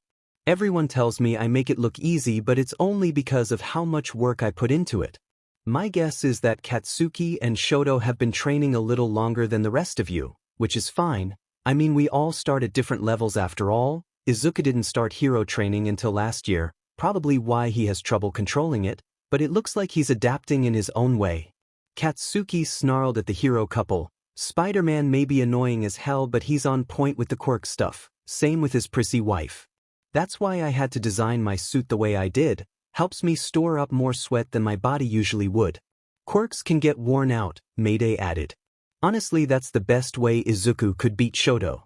If he tires him out, then Izuku can get the win. You really think so? 𝗧𝗏 asked. If I may speak from experience, Flurry interjected. Izuku is very good at strategizing. He's quick to analyze a situation and acts fast on it. I think whatever he's planning could work. Down below, Todoroki readied his powers again. So, you want a test of endurance, do you? Sorry but this is going to be over quickly. Todoroki sent out another beam, Izuku using his last unharmed finger to flick a power force at it. That's all the fingers on my right hand. Johnny cringed at the damage he saw from Izuku's fingers. What's with his quirk? It's destroying his hands. Is this why he barely uses his power? Todoroki created a bridge of ice and began rushing at Izuku, prompting another smash attack. Todoroki dodged and jumped down attempting to punch Izuku. He quickly dodged but Shoto's punch had started to create more ice that trapped Izuku's leg. Damn, not good. Izuku knew Todoroki was about to attack again, but at least this time he didn't have a big ice wall behind him. Clenching his fist, he sent out another smash attack, punching away all the ice and creating a massive wind force. The price was high. Izuku's arm was completely destroyed. To make matters worse, Todoroki wasn't even knocked out of the ring. He had created another ice wall to protect him. That attack was stronger than your other ones. Seems like you're trying to keep me away. Smart tactic, Todoroki said, making his way out of the ice. He's not just powerful, his judgment is at a peak. Same with his mobility, Izuku realized. Todoroki is incredible, no doubt about that. His arm, Twilight said in worry, cringing a bit at the sight. It looks so terrible. Peter looked very worried. I remember when his legs were like that. To see it actually happen though, that boy's got power, but to be that injured from it is detrimental to his hero work. Bulma looked pretty queasy from where she was as well. That boy's arm is completely wrecked. Just as I suspected, Kaiba said. He doesn't have full control over his power. The more he uses it, the more hurt he gets. So it's risk versus reward? 𝗵𝗲 asked. Exactly. In duel monsters it would be almost the equivalent of sacrificing life points to make your monster stronger. It could either win you the game or leave you open for defeat, 𝗧𝗵𝗲 said. Vegeta had his own observation about Izuku's arm. Something about his power reminds me of that Kaioken technique Kakarot uses. The more power that boy uses, the more he risks destroying his own body. So if he doesn't win fast, he's done for? Medaka asked. That's putting it mildly, Vegeta said. It's highly dangerous too. If he's not careful, he may permanently damage his body. Endeavor's son is strong, that's for sure, Stark pointed out, getting the attention of his friends. He's already got more talent than most pros. Weird that he uses ice, complete opposite of his old man, Rhodey said. Still though, think he's got this one? Maybe too early to tell, Stark said. Of course the Todoroki kid has this one. The other boy's arm is a complete mess, Happy said. You can't seriously think that he has a chance to win. I'm with Happy, Pepper added. Honestly, that green hair boy should just surrender. It's hard seeing him fight looking this hurt. He's still got one arm left. I don't want to count him out. Just yet, Stark said. Part of being a hero is overcoming odds. Let's see if Izuku Midoriya is ready to do just that. Aren't you going to continue? Todoroki asked Izuku, who still looked to be in pain. Or are you that worn out from fending off my attacks? Izuku looked up at Todoroki, noticing something about the boy. He was shivering. He must be reaching his limit. I gotta keep fighting. I'm sorry about this, but thanks for drawing this battle out, Todoroki said, gesturing to his father. My father is furious because I'm not using his damn fire quirk. He can see I'm able to get by without it. He took a look at Izuku's injuries. I doubt you'll be able to continue with your arms all messed up, so let's end this. He sent another ice attack at Izuku, many expecting this to end now, but some cheering for the boy to dodge. Come on Izuku. Don't give up yet. Flurry cheered. It's pointless, his body's already messed up, Jiro said. Mayday clenched her fist. Don't lose Izuku, I want to meet you in the second round.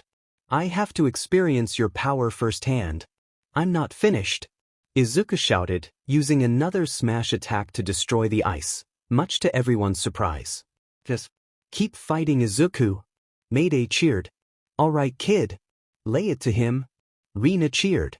Why are you cheering for a 1A kid? Tsuburaba asked. I mean, I'd understand if it was Spider-Man's daughter or her cousin, but why this boy?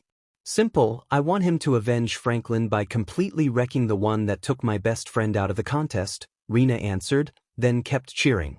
Kick his ass, scrawny kid. Fluttershy turned to Logan. What are the odds of that boy winning? It depends on not just using his power to his advantage, but finding a weakness he can exploit, Logan said, taking note of Todoroki's current state. And I think one just popped up for Izuku. Todoroki had managed to put up an ice wall just before falling out of the ring, glaring right at Izuku as he made his way back to the center. You used your broken finger? Why are you taking it this far?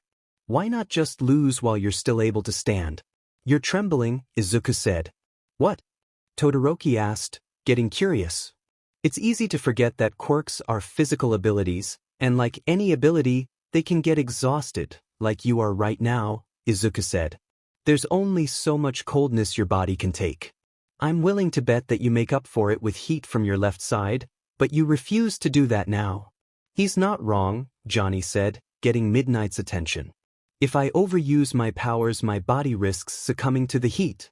I can reach supernova, but that might come at the cost of my life. Is that how you almost died in the negative zone a few years back? Midnight asked. Oh, you heard about that? You nearly bit the dust in there, Johnny said. But I wasn't ready to call it quits on life just yet. Todoroki, listen, Izuku began. We're all giving it our all right now. We're all trying to win and shape our futures. We all want to be number one. You really think you can do that with only half your power? You haven't even put a scratch on me yet. So come at me with all you got? Izuku needs to focus more on winning and less on tough talk, Mayday said. Looks like he's trying to get more of a fight out of Shoto-san, Flurry said. Midoriya? Todoroki said. Are you trying to get me to use my fire? Did my damn father get you on his side? Todoroki ran at Izuku, ready to attack. Now I'm mad. Wait, is that why 𝗵𝗲𝗏 wanted to speak to Freckles? Johnny wondered. Just what is that guy up to anyway? Bakugo noticed the drop in Todoroki's speed. Is the frost on his body affecting his movement? Maybe it's like the magic meter in a video game. He might be running on empty, probably from his fight against 𝗵𝗃𝗏. Oh, I see. Get him mad enough to make a mistake and then Izuku knocks him out and takes the win, Mayday said. Seems kind of mean, Flurry said. No, it's fine. My dad does that a lot. Right, Dad? Mayday asked. Hey, I don't go around making people mad. Peter insisted, getting a glare from his wife. Okay, maybe a little, but they usually deserve it. Including me? Twilight said. You have found pleasure in intentionally provoking me. In my defense, you're cute when you're mad. Most girls are, Peter said, most of the class just curiously staring at him. Peter, I swear I love you and all, but you can be really immature sometimes, Twilight said. Peter shrugged it off. I'll take it. Todoroki had gotten closer. He can't beat me in close quarters, he's done. As he got in close, he saw that Izuku made his move. Imagine the egg in the microwave. Izuku muttered, powering up his fist. It won't explode. He was then able to land a blow on Todoroki without damaging his right arm too much, though Todoroki had froze his left as he got knocked back. Whoa! That's some great action, folks. Present Mike cheered. Nice hit, Izuku. Mayday cheered. Didn't even break his arm that time. Maybe he's getting the hang of his powers, he just needed a little practice. Todoroki moved in again, using his ice to attack as Izuku dodged out of the way, noticing how much slower the ice was and continued using smash attacks with his broken fingers. Damn, that kid's being too reckless, Johnny said. If this keeps up, we're gonna have to step in. You're not the only one who thinks that, Midnight said, having taken her hand off her ear. 𝗵𝗃𝗏 is ready to separate them as well, be on alert. Johnny turned to Izuku, still looking worried. How can he fight while putting himself through so much pain? I've never seen such determination from someone that young, not since Peter was a kid at least. Fluttershy seemed a bit queasy from her seat. That boy's looking really hurt. He has heart but he's not using his brains, Logan said. I know Recovery Girl is here to heal the students, but even she can't heal this in one go. Winning will be pointless if he can't even compete in the next round.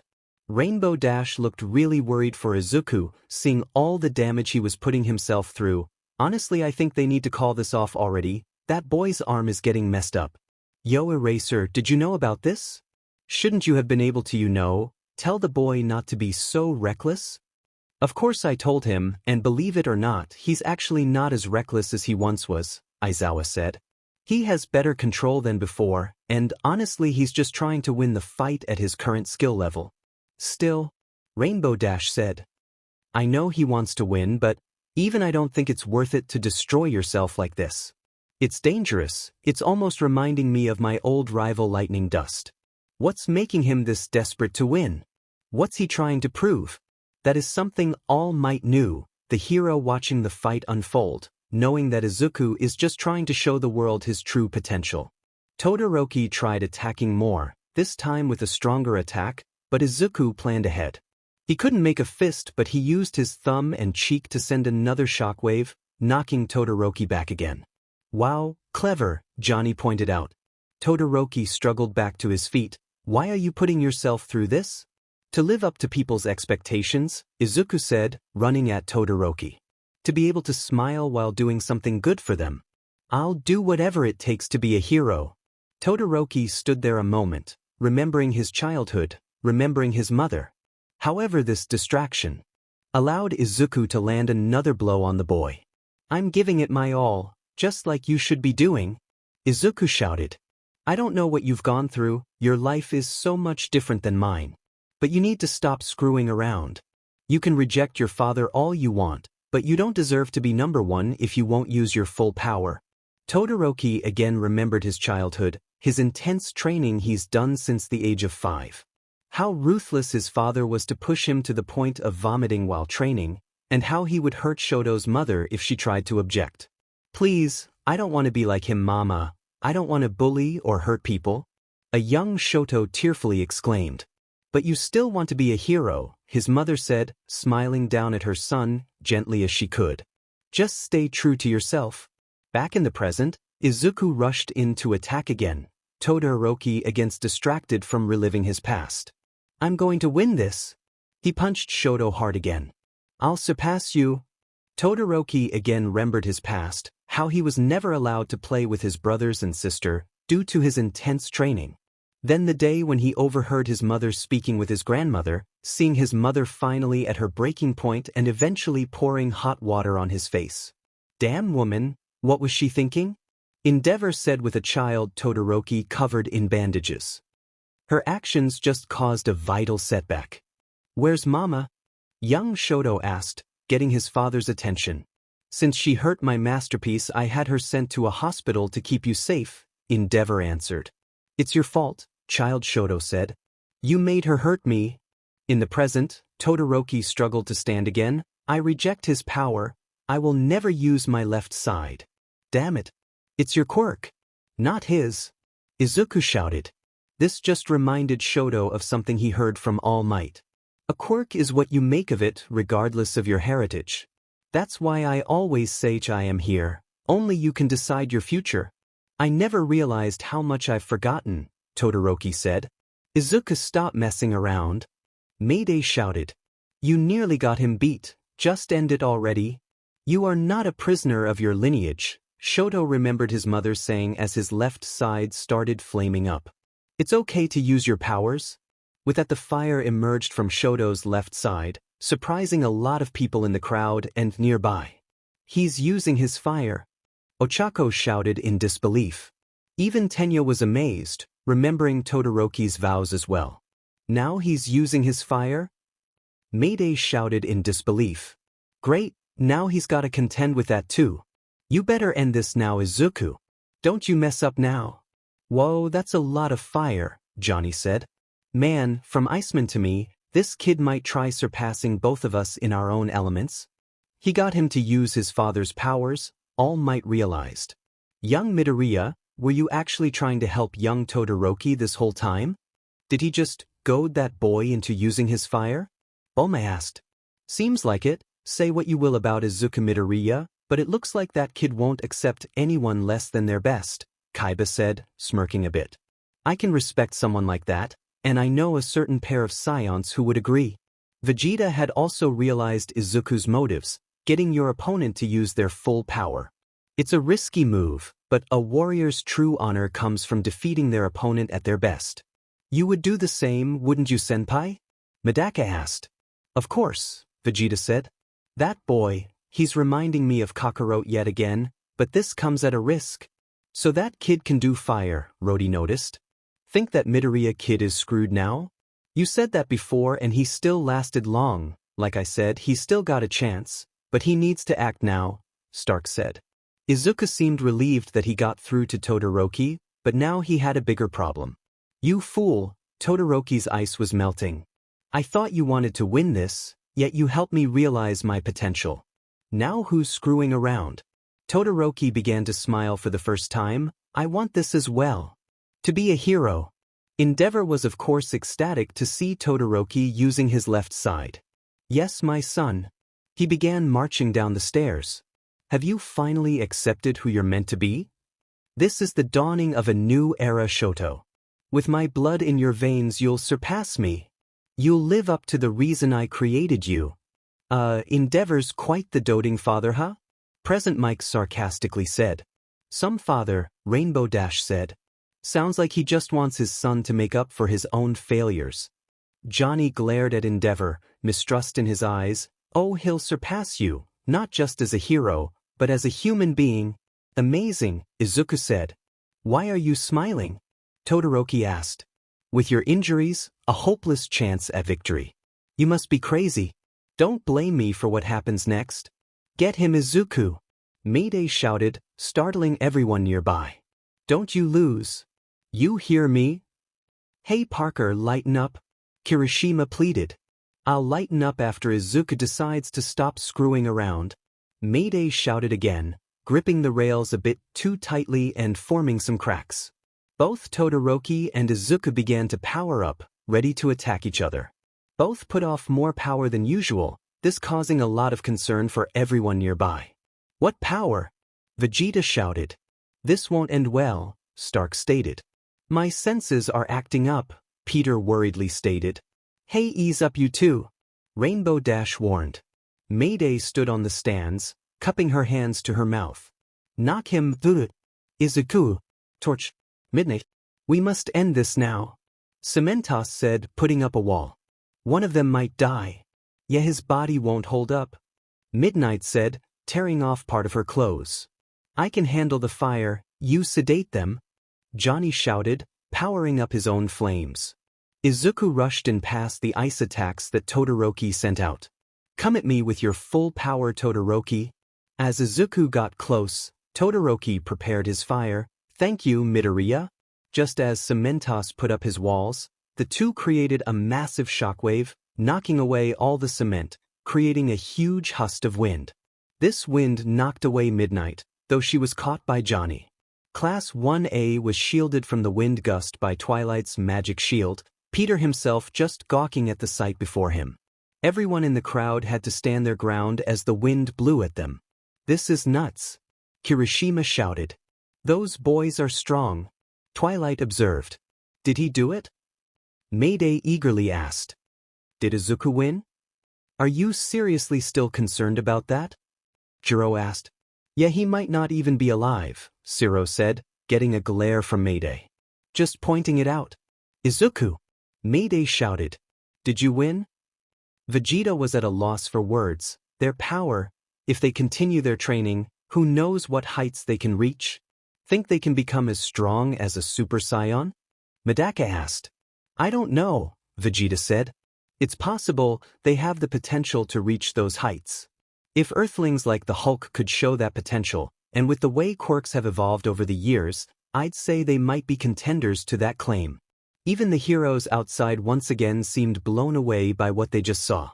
"Man, strong kids, huh?" Death Arms said. "You no kidding," Videl added. "What an amazing fight," Gohan said, standing there in awe. Johnny gently let down Midnight, observing the damage. "I'm glad these two are aspiring heroes. Who knows what damage they could do if they turn into villains."